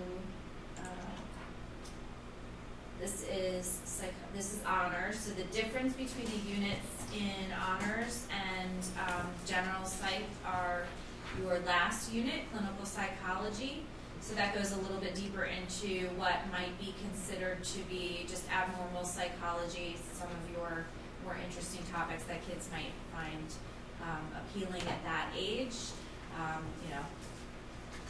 anything abnormal behavior-wise. So those are our two courses. I'm thrilled to be presenting. This is the first I've talked to you quite a few times, but this is the first time that I've actually presented something because we've been ready to do this for a while. So. And obviously half your courses, right? Looking at the Yes. chart, so these are half credit. Yeah, these half are your electives. courses. And Ms. Nash, grade level wise, what's normal in terms of the students taking these courses? 11th and 12th grade. Okay. It's usually a larger portion of seniors taking it, but I also have a good number of juniors taking it as well. Great, thank you. It's a good foundation for their first year of college if they're moving on to college. Mrs. Nash, with this being a semester course, do you see as we transition into block there being an advantage to that being, over a kind of marking period every day as opposed to A/B for a semester? Just curious if you see like an advantage to having it every day as opposed to every other day. Do you think that there's an advantage one way or another? Or do you think it's pretty similar? Well, my answer would be different. I don't know that it would make a lot of difference in terms of the honors and academic courses. I think it would be AP course. Okay. Just in terms of getting to the exam at the end of the year, where you need to be there. That I want to see those kids and continue reviewing with them and, continuing to work on application, but this, you don't have a preference? having not taught in block and not knowing what it would look like, in an A/B type schedule would be hard for me to say. Okay. Thank you. Yeah, thank you so much. Curriculum. That was it. Ms. Patisky, will you make sure no one signs in? I don't think I saw anybody walk up there. I don't want to miss anybody. In case? Dr. Bolton, No. there wasn't one for personnel. Okay. Okay. Great. So you would like to? Great. Do we need 5 minutes, or are we good to keep moving? Sure. Keep moving? Okay, great. Okay, so that I'll read the public comment for personnel. Do you have the cheat sheet? I do. It's new. Okay. The Penridge School Board welcomes public comment according to policy 903 to remind everyone of the following. Public comment should be limited to 3 minutes unless otherwise specified by the board. Participants must be recognized by the presiding officer and note their name and municipality. All statements shall be directed to the presiding officer rather than to the individual board members, district employees, or members of the public. A speaker may speak once during each comment period. Please note that these sessions are designated for comments. To protect the confidentiality and privacy rights of all members of our community, the board encourages members of the public to direct any comments regarding particular individuals, such as students or district employees, privately to the superintendent or other appropriate administrators or board members, or to communicate with the board and superintendent privately by sending an email to the psdschoolboard@penridge.org. Questions raised and not addressed may be followed up at a later time. So then we have one. Sorry to make you read that. You can read it all night through without me. I just very simply have a request, and this is relative to the resource officer, security officer, and director positions that are on personnel tonight. As you have that conversation, my ask is to get you guys involved with communicating with the state reps and state senators that cover our area to pursue the state funding resource officers in every single school that wants one. I think that this is actually something that's incredibly possible, despite it sounding probably pretty large, based on budget conversations happening right now in the State House. Appropriations have just begun that process and it lasts for the next like 2 or 3 months. There is room in the budget to do it. There's actually a bill right now put out by the Republicans to require that without funding it, and I don't think that's going to go anywhere.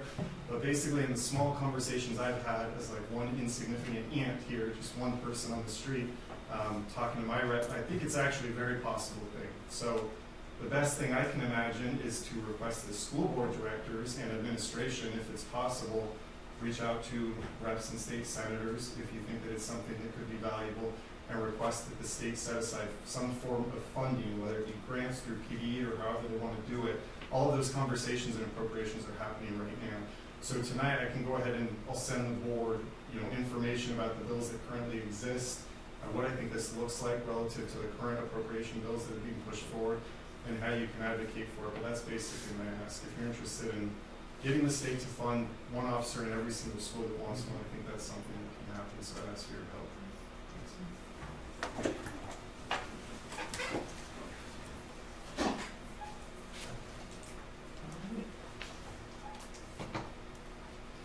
So the job, the description updates.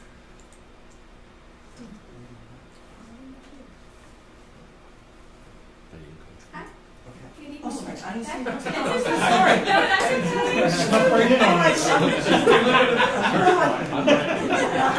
okay. I'm looking past you. Sarah's quiet. I didn't see you speak up. Sorry. It's okay. Hold on. So we have 9 job descriptions tonight to review. We're continuing to update all of our job descriptions. The first 3 fall under the operations of the district. So that would be the facility manager, grounds maintenance, and shift supervisor custodian. There is only one change being made to those 3 job descriptions, and that would be to obtain and maintain a pesticide applicator license within 12 months of employment. Why is that? Just why do they need that? So when it comes to pesticides that they're using, they need to have that applicator license, and we actually require it now in the district. It's just something that was not So they're doing it. They are spraying, and it was not in the job description previously, but because we require it, we were adding it to the job description as an update. Well, that's it, high school only, it said, or something, what was that? And that says obtain and maintain pesticide applicator license within 12 months of employment, high school only? Or is that different, high school only? So it's different per job description. So if you look at the facility manager, it says secondary, so that would be the high school's job description.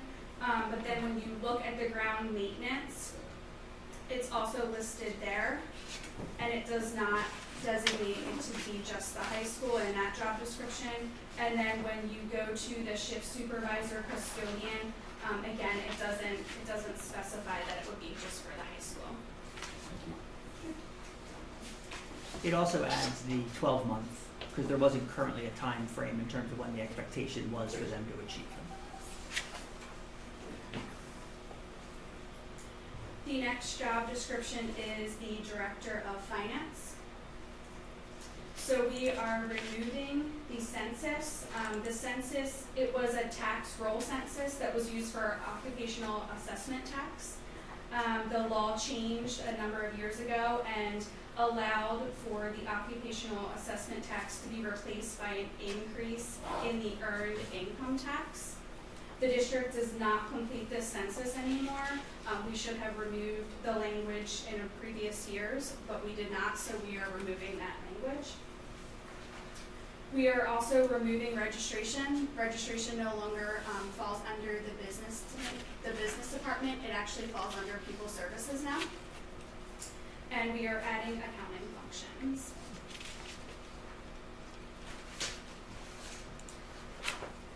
The next job description is the Director of Nutritional Services. There's not a lot of changes to this job description other than we are changing food service to be nutritional services. So all of the language where it states food service has been changed to nutritional service. We added that we will be focusing on locally sourced foods and scratch processed foods where applicable. So we would not use processed foods where applicable. We would try to use locally sourced foods to be able to prepare lunches for students. So when it says when applicable, does that mean it's significantly higher cost you're going to use it, or where's the guidance to use that? Where we're able to create meals for students and we can use locally sourced, we would. But if we're unable to use those locally sourced foods, that's when we would need to use the processed foods. Is that all for food groups? I mean, is that like beets and pasta or breads, or, I mean, I'm just trying to figure it out. My understanding is there are certain foods that come in, but where we can. Okay, all right, I got you. If you have- I understand. I'm not giving you a hard time. Sorry. I just added Miss Chaikin on the phone. I forgot to call her and begin that. Sorry about that. We're also removing on the back side of that job description where we provide management and oversight and services to the Upper Bucks County Vocational Technical School cafeteria. That no longer applies.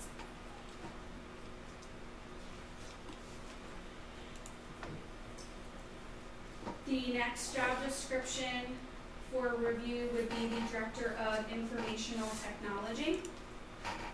A lot of the items in this job description that were removed were replaced in other areas of the job description. So if you look at knowledge of organizational development and change management within a public sector environment, as well as the minimum of 8 years experience in the technology industry with 3 of those years in a leadership role. We added all of that information into number 1. We are also removing experience with the following manufacturers is a plus. Again, we just took the information and added it to number 8. So is there one, there's red crossed out and there's red underlined, is that new, or is that, I don't understand. The red crossed out is what we removed, and okay. as it updated the numbers, it pulled the numbers with the underline. And red underlined is new. New. Yes, yep. And I'm sorry, because you said you took the part out with the routes, the switches, firewalls, but it's replaced in number 8. So if you look at number 8, it says experience with network routing and switching, server virtualization, software distribution, firewalls, and SAN and related products. So they took where it says Cisco and then in parentheses it talks about routers, switches, firewalls. We added that into number 8 Okay. and then added related products. Okay. So it gives a more overview of the different products and it's not as specific.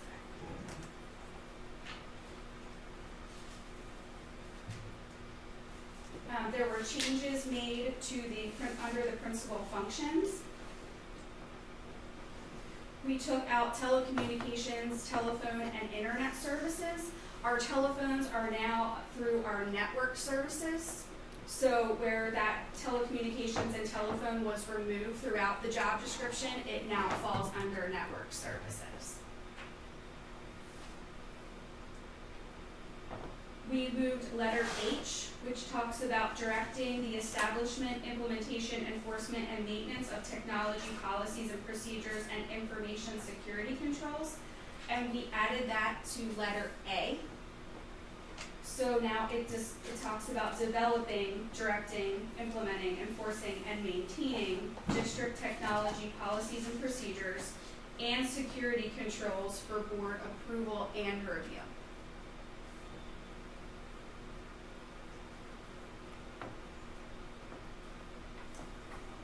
F, G, and H are all related to cybersecurity. Cybersecurity is now a large part of this position.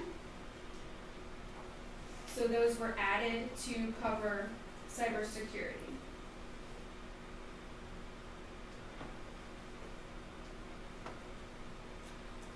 Does anyone have questions? Do any of these changes affect anybody that's currently employed, or they're all covered by? It's not like making this change is going to cause somebody not to be qualified.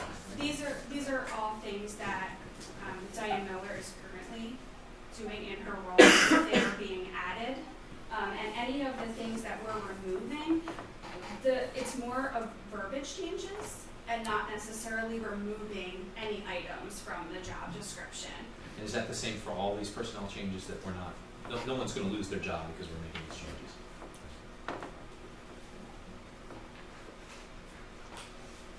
The next job description is the Director of Operations. We removed custodial personnel. Custodial personnel report directly to the building principal as well as the Director of Operations, but their first person, if there's an issue within the building during the day that they would reach out to would be the building principal. We added that they oversee the Assistant Director of Operations.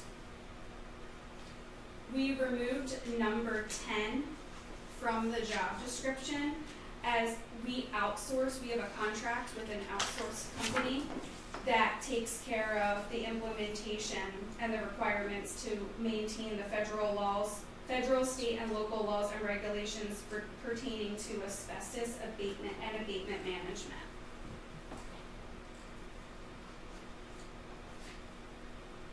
Number 17, 18, 19, and 20 were removed because they are a part of the Assistant Director of Operations job description.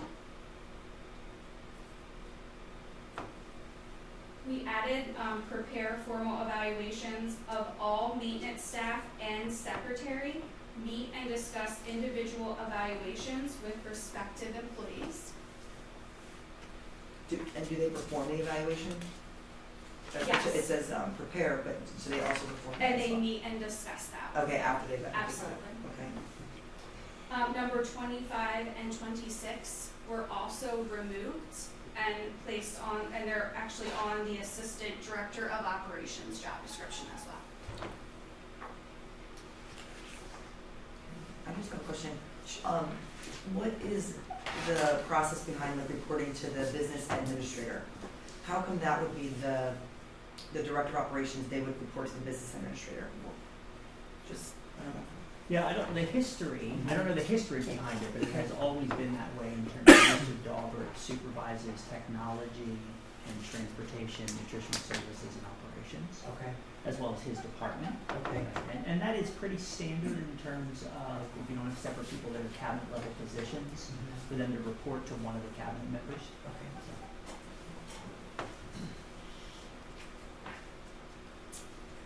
The next job description is the school police officer. We made an addition to the school police officer would report to the Director of Safety and Security. They would not report to the building principal. I'd like to ask the board to consider leaving in the building principal. The Director of Safety and Security generally will have no administrative experience. And 99% of what the school police officer does is security-based work, right? We hope they never need the police part of their school police position. And so their interactions with students, staff, and community, what we've done currently is the building principal as well as, it was the Director of Pupil Services, but I'm okay with the Director of Safety and Security, where they work together on the evaluation.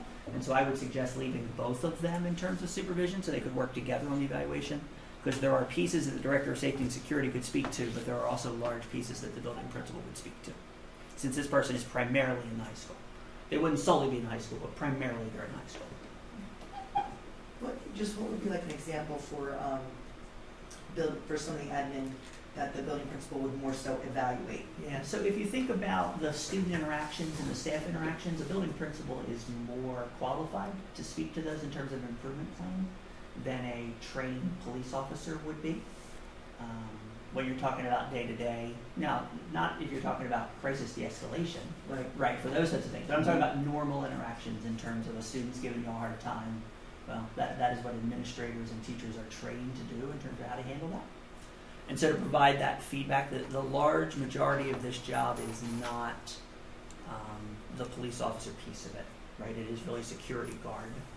And then they have the added abilities if we need them to be able to do some of those types of things. So, and that's what we're currently doing. We're using two people to speak to that because there is kind of that administrative side as well as the building side. And so we've been using.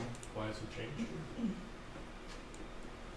You're saying, yeah, why is it? The recommendation was to change it to Director of Safety and Security.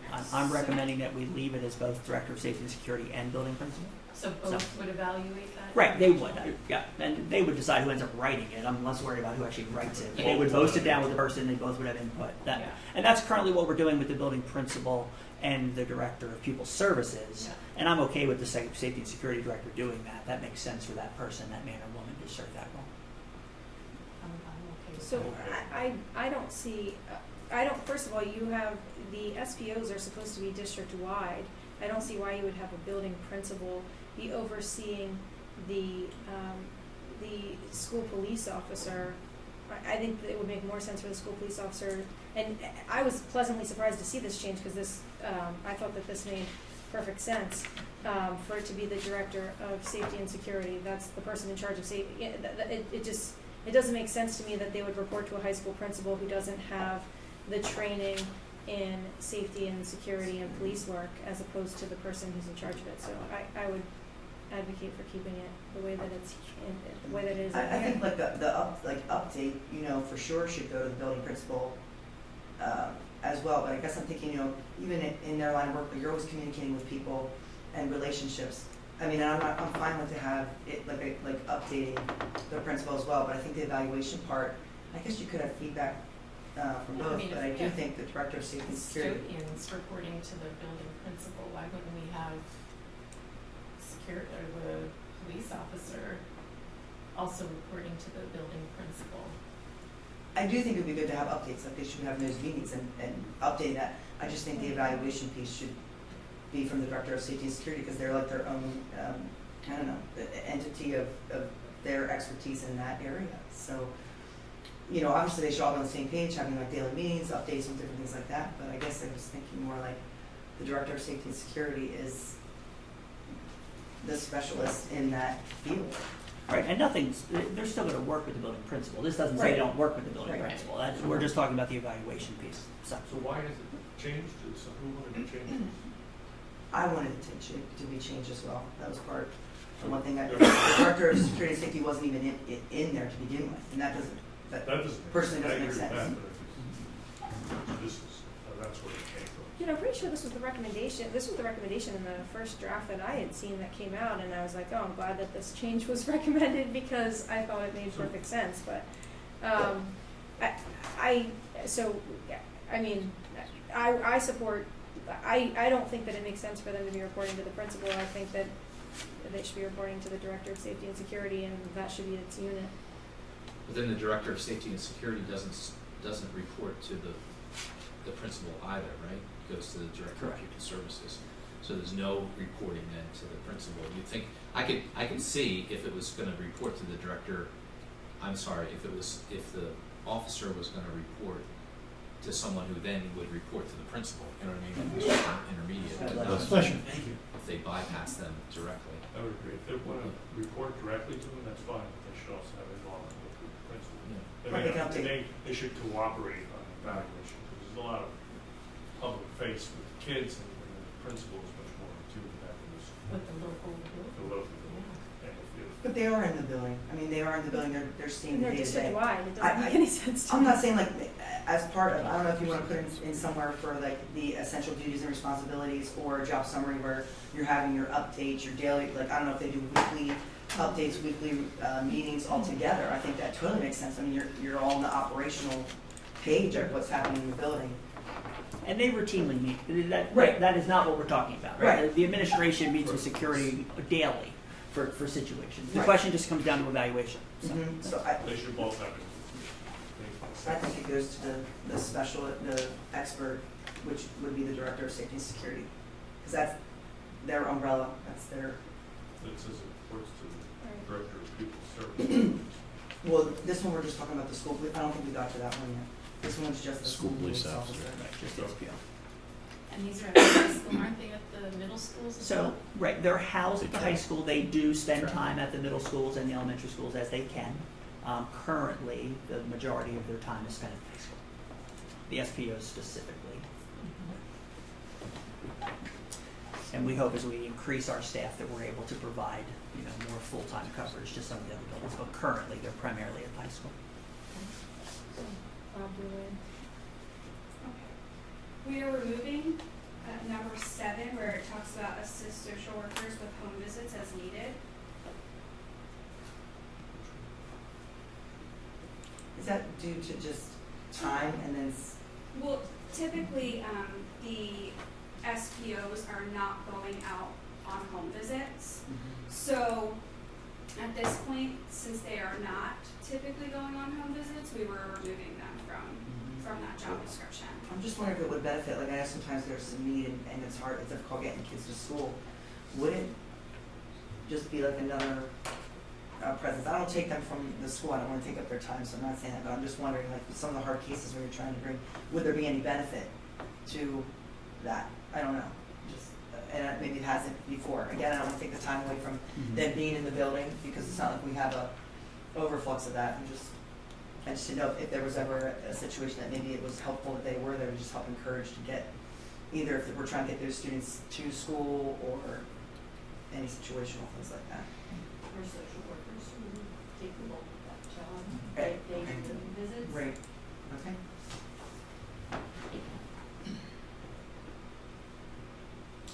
We would be removing additional responsibilities for the director of security, which is on page 2 of that job description.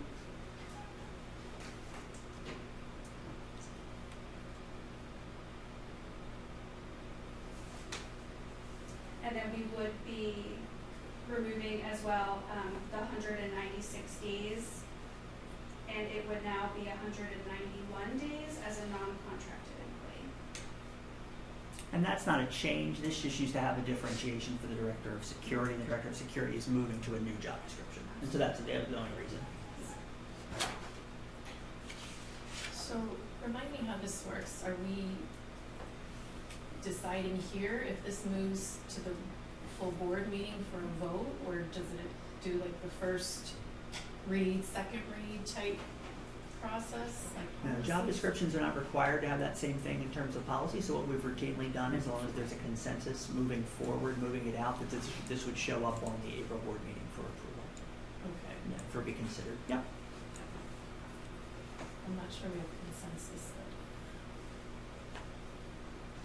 Well, I was under the impression that these were kind of administration driven, I didn't realize, when you're presenting, I thought in some ways just, No, you know what I mean, that you're presenting on behalf of the administration, so then when you said, we're trying to modify that, then I'm trying to reconcile, well, who's driving this and what are the concerns that should be raised in it being presented, so And that's. there are multiple conversations. Administration has been involved in all of these conversations, Okay. right?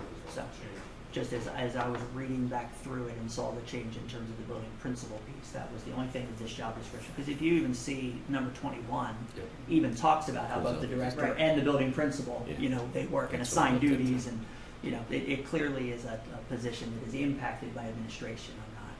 I'm not Which talking about. position are you talking I'm talking about the SPOs. about? School police School officer. police. Yeah, school police officer, sorry. Right. And we currently have 2 of those.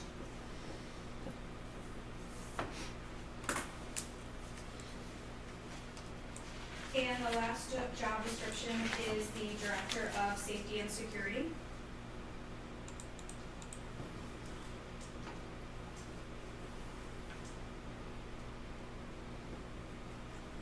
We are not removing a lot from the job description that was originally provided. We will be adding back in SPO/Director of Safety and Security. We will be adding a 4-year college degree preferred, as well as number 9 states previous supervisory experience preferred. This position would report and be evaluated by the Director of Pupil Services. Comment on that too, not like I guess it's like I'm stuck on this point, but I would prefer it to be report to, and maybe it's more so the report to, but to the superintendent, just because nothing against our Director of Pupil Services at all. I just feel like sometimes in safety and security, if you're gonna ask for something or you need something and you kinda have to go through those hoops, which it's just like a direct line of even like updating. I just think it makes more sense. Not that the Director of Pupil Services can't be in on any of the conversations. I just think it makes more sense for the Director of Security and Safety to just have that direct line to the superintendent. I would prefer that. And again, not like the Director of Pupil Service has to be out. I just, We all Okay. work on, especially if they're serious security things, we're all working Right. on them. The rationale behind a cabinet member, because there are a couple different ways you could justify it in terms of, right, because actually probably Dr. Shy, from a day-to-day standpoint, is the one who works the most with the high school, school police and security from that standpoint. When you're talking about report and evaluate, you want someone who sees them day to day and sees those activities. And so the administrative part of this, the reports and all the Act 44 stuff that's in here, is really currently the Director of Pupil Services who's supervising that. And so she's the one who knows it inside and out. And so for her to evaluate his work in that, if I were to evaluate him directly, I would go to the Director of Pupil Services and say, talk to me about the Act 44 report, let's look at it, walk me through it. As well as then the day-to-day stuff, because Dr. Shy would work with the building principal, and in this case, Ms. Summers, to do the evaluation where all 3 of them would speak to it, because they're the 3 who, from a day-to-day standpoint, are the ones who are working with, in this case, Detective Gallo, who is currently holding both of these positions in terms of an SPO and the Director of Safety and Security. So, then maybe it's different. I guess it's not necessarily like the evaluation, but the part, like the reports too, or Mhm. like, that's where I think if we could separate it. Just because again, if safety and security, if you're requesting for something, I don't think you should have to go through a few channels. Not like I'm saying it would happen quickly. I think it should be able to go directly to you for those type of conversations. I don't have a sense that security has a hard time getting to me in terms of conversations that they want to have. Now, this is a position where Well, you it see is. where we've had building principal and an administrator for that same reason, because there are pieces of it that are very building specific. Because again, 95% of what this position is a security guard, and they are working primarily at the high school, although they go to other buildings as they have the opportunity. No, I understand that. I'm just saying it's one more step. I'm not saying it doesn't get to you. I'm not saying it doesn't get quickly. I just think it makes the most sense to go direct. That's all I'm saying. It's a faster. I think I see I think that we underutilize our Director of Safety and Security, and I think that we should be, that's the expert in safety and security, so we should make sure that all safety and security decisions are made by the person who's in charge of safety and security, who has that law enforcement background, who knows all of those things. And so I think from that standpoint, I guess I see them, there isn't someone with a higher knowledge or level of expertise in that area than that person, which is why I would think that person would be more like a cabinet level, in a sense that there is no one who's more of an expert than them in their specific field. So I don't know if that's kind of where you're going with that, but that's kind of, you know. But that would explain Mrs. Giordano, that would explain Mrs. Kraus, that would explain Mr. Harper, all of which are not cabinet level positions in terms of. Well, I but think, obviously, I can't speak to transportation the way Mrs. Kraus could in terms of the most expertise across the district. yeah, I think when you talk about safety and security across the entire district, it's not just one building. I don't know that I understand the rationale. I don't know how much, I don't know how much our cabinet level administrators are really working directly with the people, those people either, right? Like, they're not in a day-to-day in the same place with them because they're in different they're not even in the same buildings. Dr. Scheib, what percentage of the school days this year have you spent with Mr. Gallo? She's also not listed, she's also not listed as a supervisor though. Well, but at one point her type of position was, that's the director of administration, right? Because that was the assistant superintendent job back when it wasn't called assistant superintendent, so. And that's why the case really would be made that there really are three people, the parts of the job that this person does, right? Whether it's Mr. Gallo or someone else, but what we're responsible for really is there's a building piece, there is then the building piece when it gets so serious that a central office administrator is involved as opposed to just a vaping thing in the bathroom, you know, that would be the building principal or the house principal, as well as then the Act 44 responsibilities, which in our district are the responsibility of Summers as the Director of People Services. Right, and so that really, they really are the three hats that this person wears, which is why all three of those people make some sense in terms of who speaks into their evaluation and would be part of those conversations regardless of whose name's there. But it's why the previous iteration of this had both a building person and a central office person, because the vast majority of the time they are interacting with building level people or Dr. Scheib because she's the assistant superintendent for secondary. Again, I still just look at, I'm not upset with the evaluation piece. I think that makes sense. The person who's the day-to-day sees more of that to evaluate. I guess mine's more like if there's an issue and the Director of Security and Safety has to report to someone and either ask for something or discuss something before moving forward, that's where I'm at. That it makes the most common sense to go directly to our superintendent. So do we know if that's an issue now? I mean, you're recommending a change, is that an issue? I mean, I think just with talking with even other security people across all different districts, I think that it is pretty standard that they do report to the Director of People Services in a lot of schools. However, it does sometimes, not that it doesn't get through, not that it's bad, it's just sometimes it's like, okay, I have to stop here and then I will go and talk to the superintendent and we will discuss that. So typically sometimes that happens. And to me, when you're talking about security and safety, you should just eliminate that piece. I'm not saying anybody can't be a part of the conversation. I'm just saying it should go directly straight, or just cut out any of that little time that maybe would extend, I don't know, put pause to it so you can get something more in place that might be in place. That's all. To me, it makes just more common sense to have. I think when the community looks at a crisis situation, they only look at one person. Sure. And I really think that should be demonstrated in this job description. You're really the key component. You make it work. You disseminate the information. You release the information to the public. I think you've got to be part of the process. In the evaluation. It's part of the. Well, yes, definitely is. But it should be written down. Where? So you're saying you should report? Report and direct reading. As opposed I think report, not necessarily evaluation, but reports. do we have a big I mean, the first thing organization? you're gonna do is go to the Director of People Services, and then there's an issue. So now, if the person reports to you, then you're not gonna solve the problem, you're gonna bring in Right. those I mean, people if that there help is solve if there is an ask of me from any department, I go to that department lead and ask his or her opinion and Who's get the gonna handle conversation the problem? set that. Well, it depends on what the topic is. There are some times where I do, right? Depending on the level of the problem, or it's more easy to say we do, because even in a crisis situation, Dr. Scheib and building administration and I are talking through that, right? I'm not making those decisions in silo from those standpoints, as well as, you know, Mr. Gallo is very involved in those types of things. So it's going to work either way. The reporting structure, the conversations and the evaluation are still going to continue to get done the way they're done right now. I'm not quite sure what the report to will change, but So making that change would make security a cabinet level position? Well, it doesn't have to. The fact that they report to me, they would be, because like the director, communications coordinator, Mr. Thomas, reports to me. He's not a cabinet level position, and so there's not. The rest of them are cabinet level positions that report to me with this line. That's just the way the structure here is.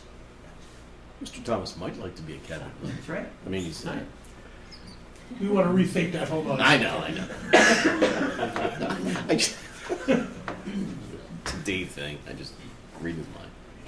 One of the pieces of this position, if you remember all the way back to January, which I'm sure it's not, but 3 months ago at Finance, we made a presentation regarding stipends for the security positions.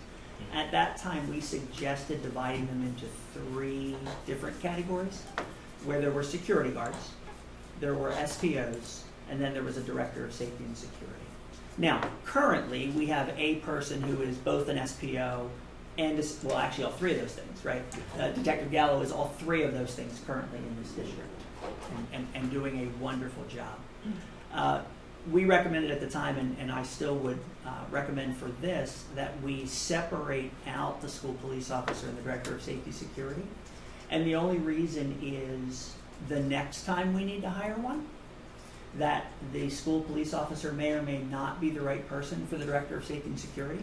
And if they are, that's preferred, which I would put in the job description in terms of the director of safety and security, preferred to be an SPO. But there could be a scenario where an SPO is not the right person for that. And that would give us the flexibility of hiring a separate person for school police officer than for director of safety and security. Now, there's no concern with Mr. Gallo. And so in terms of in our current situation, it wouldn't matter what our job description says. It really has to do with if, 28 years from now, Mr. Gallo retires and leaves the district, and the new SPO that's hired does not have the same level of expertise and supervisory that he's had in his experiences, there might be somebody else from the Act 44 standpoint. The SPOs would still speak to the safety and security aspect that police officers would understand. But the director of safety and security does more than that from that standpoint. So our recommendation is to still make these 3 positions instead of 2, which is where these job descriptions have landed this evening. Wouldn't we be shopping for the right person, though, at that time? Mm-hmm. So we would not want to not get the right person if we're shopping at that rate. I don't, yeah. The concern would be if you don't find the right person, then the SPO position remains vacant until you do.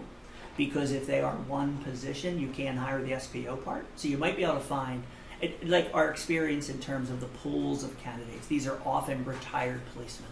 Mm-hmm. There aren't a lot of them that are looking for these jobs. And so the last time we did this, when we hired 2 SPOs, we didn't have lots and lots of candidates. And so if you're looking for somebody who has to be an SPO as well as a director of safety and security in terms of the qualifications and the skill set that takes, my concern would be that that could be difficult and that a position might lay vacant that is as important as an SPO could lay vacant until we find the right person, where I think we could find other ways to do some of the director and safety and security pieces. Now, not the police part. Obviously, the police part are the experts for that. And that's why the SPO had a lot of these pieces in their job description in terms of that. So that's why that's our recommendation. We can make either way work. Our recommendation, we think it provides a little more flexibility to have it as 3 positions, even if one person fills all 3 of them, which is preferable. And right now, what we currently have, because he's good at it. And so to do that, that'd be perfect. I'm just afraid that at some point we won't have that person, and so we'll be stuck where we only have security guard and we don't have the other one because the person's not the right person yet. So would we be better off? The difference of waiting to get a police officer, you should have that flexibility. You don't want to be in a position where you're down a person and it takes months to find something. Right? So why wouldn't we have that as a back pocket? It's just in another position. Because that doesn't make any sense. So I don't see any scenario where I would take a position as important as director of safety and security and hand it over to any administrator with no law enforcement background or safety and security background and say, you are in charge of our police officers and the safety and security of the entire district. Then we need to do a better job of marketing. Maybe our salary range is a problem. to get the right candidate, but I'm not willing to lower the standard for safety and security and just get anyone with a 4-year degree as opposed to any kind of law enforcement background to make all of the safety and security decisions for a school district. I think you really need someone with that background. I think the police officers have that background, and you gotta find that right person. I'd rather take the time and find the right person than put in the wrong person in a position that's that important. What happens if something happens and you're understaffed? What happens if something happens and you hired the wrong person because you lowered your Right, standard? and then they can't.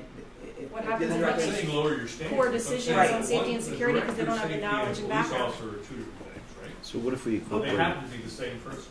So what if we So you're saying incorporated? someone who's qualified as a police officer and meets the criteria that we feel, they don't have to But how would they necessarily be be a director qualified? level. How I would don't that know. administrator That's what be he's asking for. qualified under director of security and safety? That's why I don't see the You're parallel. mixing these two positions right now because somebody's capable of doing it. But it should be, like it should be. No, it The shouldn't director be. of Maybe security if and you have safety should Two absolutely. police officers, one director. You don't need three directors.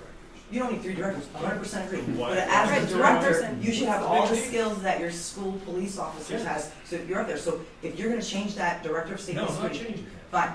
Add You're it gonna up. have in your back pocket, In case we're out of a person. To have an admin in there, You what- have a director one and you need an extra. but how are they gonna be able to advise anyway if they don't have that knowledge and that expertise that, I think. We have a separate job description okay, for school and then police explain officers. it. How would an This is the administrator director who of doesn't training. have the background that Joe Gal have be able to do all these things in the job description? And I would even throw in there for the school police officer, they have to get the training for the pistol.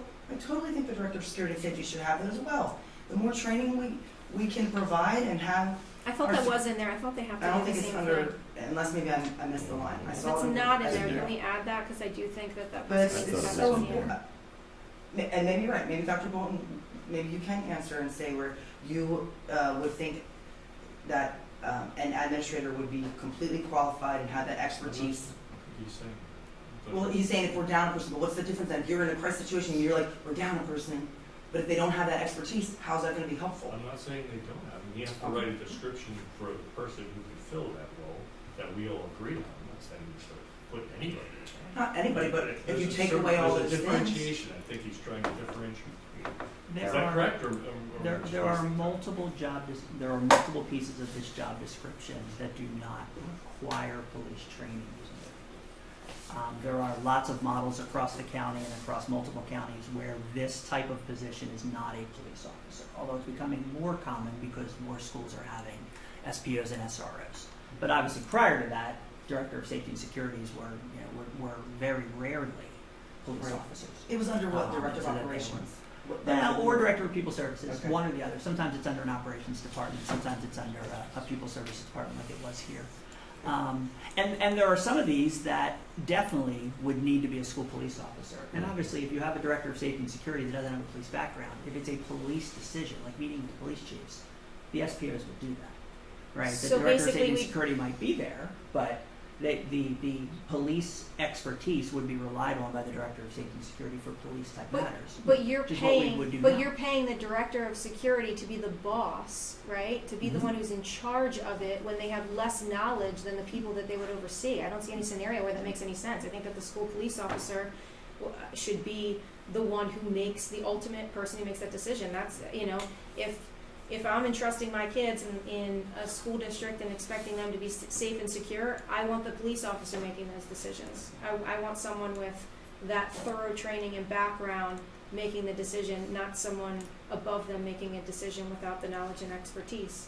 I think it should be that person. So what would be the change? I lost track of what we were talking But we're, about. I'm suggesting we leave it the same. We leave it like this. Leave the. Well, I'd like to see what that other one would be as a proposal, and then we can decide, because I don't exactly understand what you're asking for as far as another position to create. So maybe We'll see we what can the, draft one and take a look. see what the consensus is. No, I mean, you obviously drafted some procedures that we weren't, or policy that we're not aware of, so these are kind of, we're not fresh on these, obviously, because we were written ahead of time. I don't see why we wouldn't want to take his suggestion and put one together. Ron, you're saying you don't understand his suggestion, but then you're saying that I was privy to something else. Well, So obviously, that's not the these case. are I'm understanding what some- he's suggesting. I know, but he said they got multiple inputs from other people. I don't know who that is, but we wasn't just this. It goes to the these- chair and board leadership, that's And how. I'm just asking if you're making a suggestion, why wouldn't you just have them put one more job description together and we'll look at it? Ron, Because it's if suggesting. if a majority of the board would like to go in that direction, then we would move in that direction. Okay. That's what the point of this discussion Well, is. he just brought it up, so Well, then maybe have, if is that's it not, something that we should if even you're brought not up? understanding his suggestion, then I would ask him to clarify it. That's what I'm asking, to just put a draft together. Not a draft. So we just- understand what I it's don't need a saying. draft for that, I understand what he's suggesting, maybe it could be more clear. I don't know. You're pretty silent here, what do you got anything to add? Well, I agree with Ms. Vance Clemens that it really comes down to a consensus of the board in terms of whether this moves But forward. you're making a whether- suggestion. I certainly am, and that's my role, right? But exactly. I don't have to. Well, I be want right. to learn more about it. I don't know if it's anything. Well, that may or may not be the consensus, I think, is the Okay, so I would ask that. If he has an idea, we should at least listen to it. Nobody? No, I agree. I mean, if it's I don't know. a possibility, you don't know until you see it. I don't know what. Okay, we're, I guess we're going to. But, if you're not, I guess my mind's being blown right now, because if you're gonna take out from the Director of Safety and Security, Who's the Act taking anything? 120, fine, then let's talk about it. And he suggested it, so if there's no clarity and you're wanting it, I don't think there needs, I wouldn't wanna waste time for another draft, I guess what I'm saying. Well, he can send it to him privately. He can communicate it to the rest of the board. I'm suggesting change Send out this, I'm suggestion. fine with this. I think I'm that suggesting having another. the suggestion was was presented back in January, was making the safety and security a stipend position where you give a stipend to an administrator and make them the safety and security officer instead of the school police officer. And what we're saying is we shouldn't be splitting those positions apart. The school police officer should be the person in charge of safety and security. That's the person who has the knowledge and expertise. Well, we're in agreement with that, but he's suggesting there should be another option. No, Let's explore it. he's suggesting taking that piece out. No, it's not, I don't know if you said that. Anyway, let's move on. So obviously, there's a consensus here, so. But I wouldn't, I know like you're probably gonna go through the lines, but I just wanna circle back to that, the training. I'll let you go and then I'll make sure I. It's in the first paragraph, actually. Yeah. It is there? Yeah, the second sentence. Third sentence. Sorry. Third sentence. The Act 120 Municipal Police Officer Education and Training Program. No, not that piece. Oh, okay. In addition, annual No, firearms so certification. If you look at the school police officer, it's under physical requirements. Number 5 was added. It says must be able to complete annual MPO ETC pistol qualification. And that's the same thing as the Act 120. It's just spelled out it's just in a different place, but it does say the same thing in both of them. Because Act 120 is up in the qualifications for SBO, Mhm. but it's, so how come it's not listed as both then? Why is it listed as both here, kind of like redundant, but not in the? So can we just go through and make sure that all of the I think they're different qualifications too, under yes. SPO are also qualifications for Director of Safety and Security in addition to? I think they are, but just if there's any that are missing. And we can also add that physical requirement, because it's not wrong, it's redundant, but it's not, right? We can make sure that they're in both places, that's fine. But right? training and Just add the qualification, I physical think those are two different requirement. things. Are you 100% sure they're the same thing? Yeah, the pistol qualification is part of the Act 120, that Okay. MOPAC, because that's just the abbreviation for they spell out MOPAC up there. Okay. Yes. But there's nothing wrong with having it both places, and then they match. And so we'll make sure that they match from one to the other. Does that make sense, Ms. Musselman? Great. The last thing says additional responsibilities crossed out, but then there's 1, 2, 4, 5, should that be 40, 41, 42? It says additional responsibilities for Director of Security, it's X'd out. Yes, they should be That says numbers one, 40. so- Yes. They should be numbers 40. It's a numbering issue, thank you. And then the last thing that was changed was that the school police officer, Director of Security, 196 days, would be a non-contracted employee at 215 days.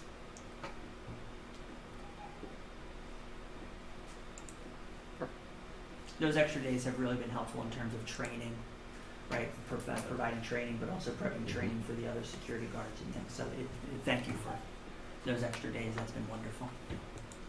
And are these days flexed? Is there flexed as far as day, night, those kinds of things There is, based on yeah. need, right? Yeah, yeah. Yeah, there's some requirements, but other than that, there's a lot of flex there.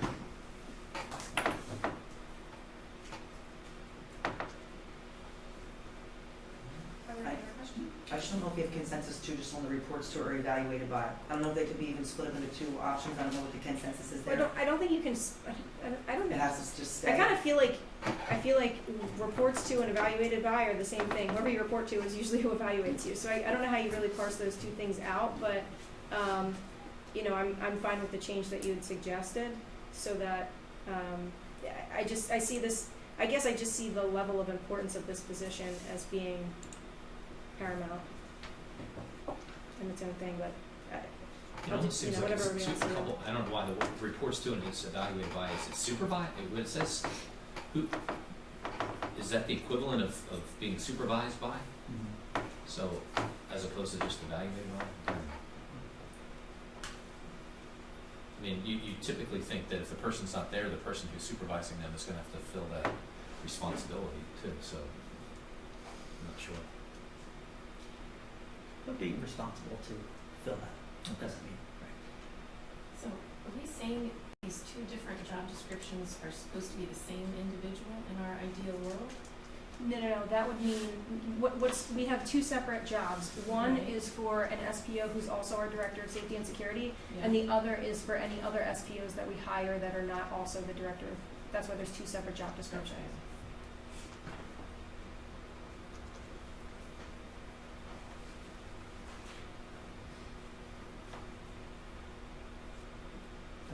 Any other comments?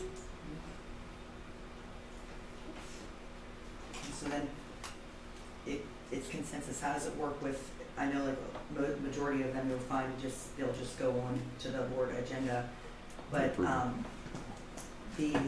this last one more specifically, will we just see like updated before, or like you wanna see a different draft, like where do we go from? Only if you, just wanted to learn more about it. Yeah, we'll It was just update. a suggestion, I would like to understand it better.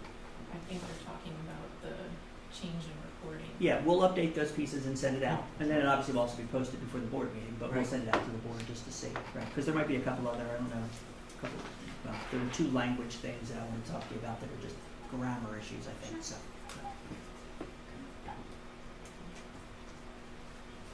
Okay, the next item is health benefit contract renewals. We have 3 contracts to renew, effective July 1st.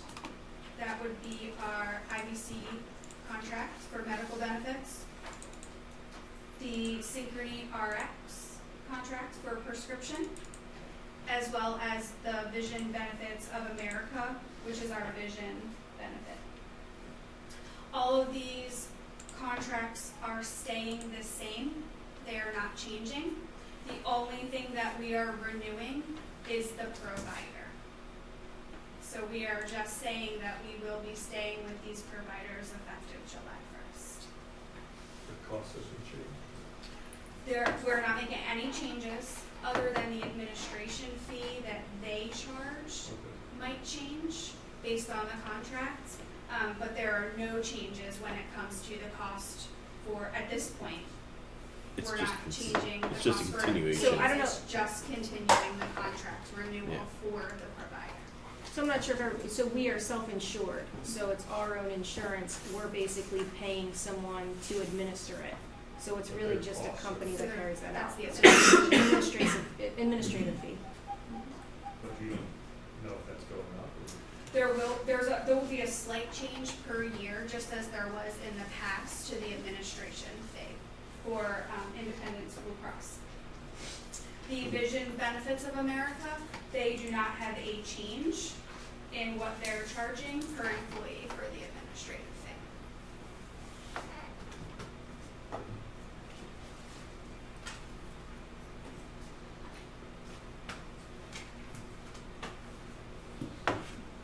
Anyone have any questions?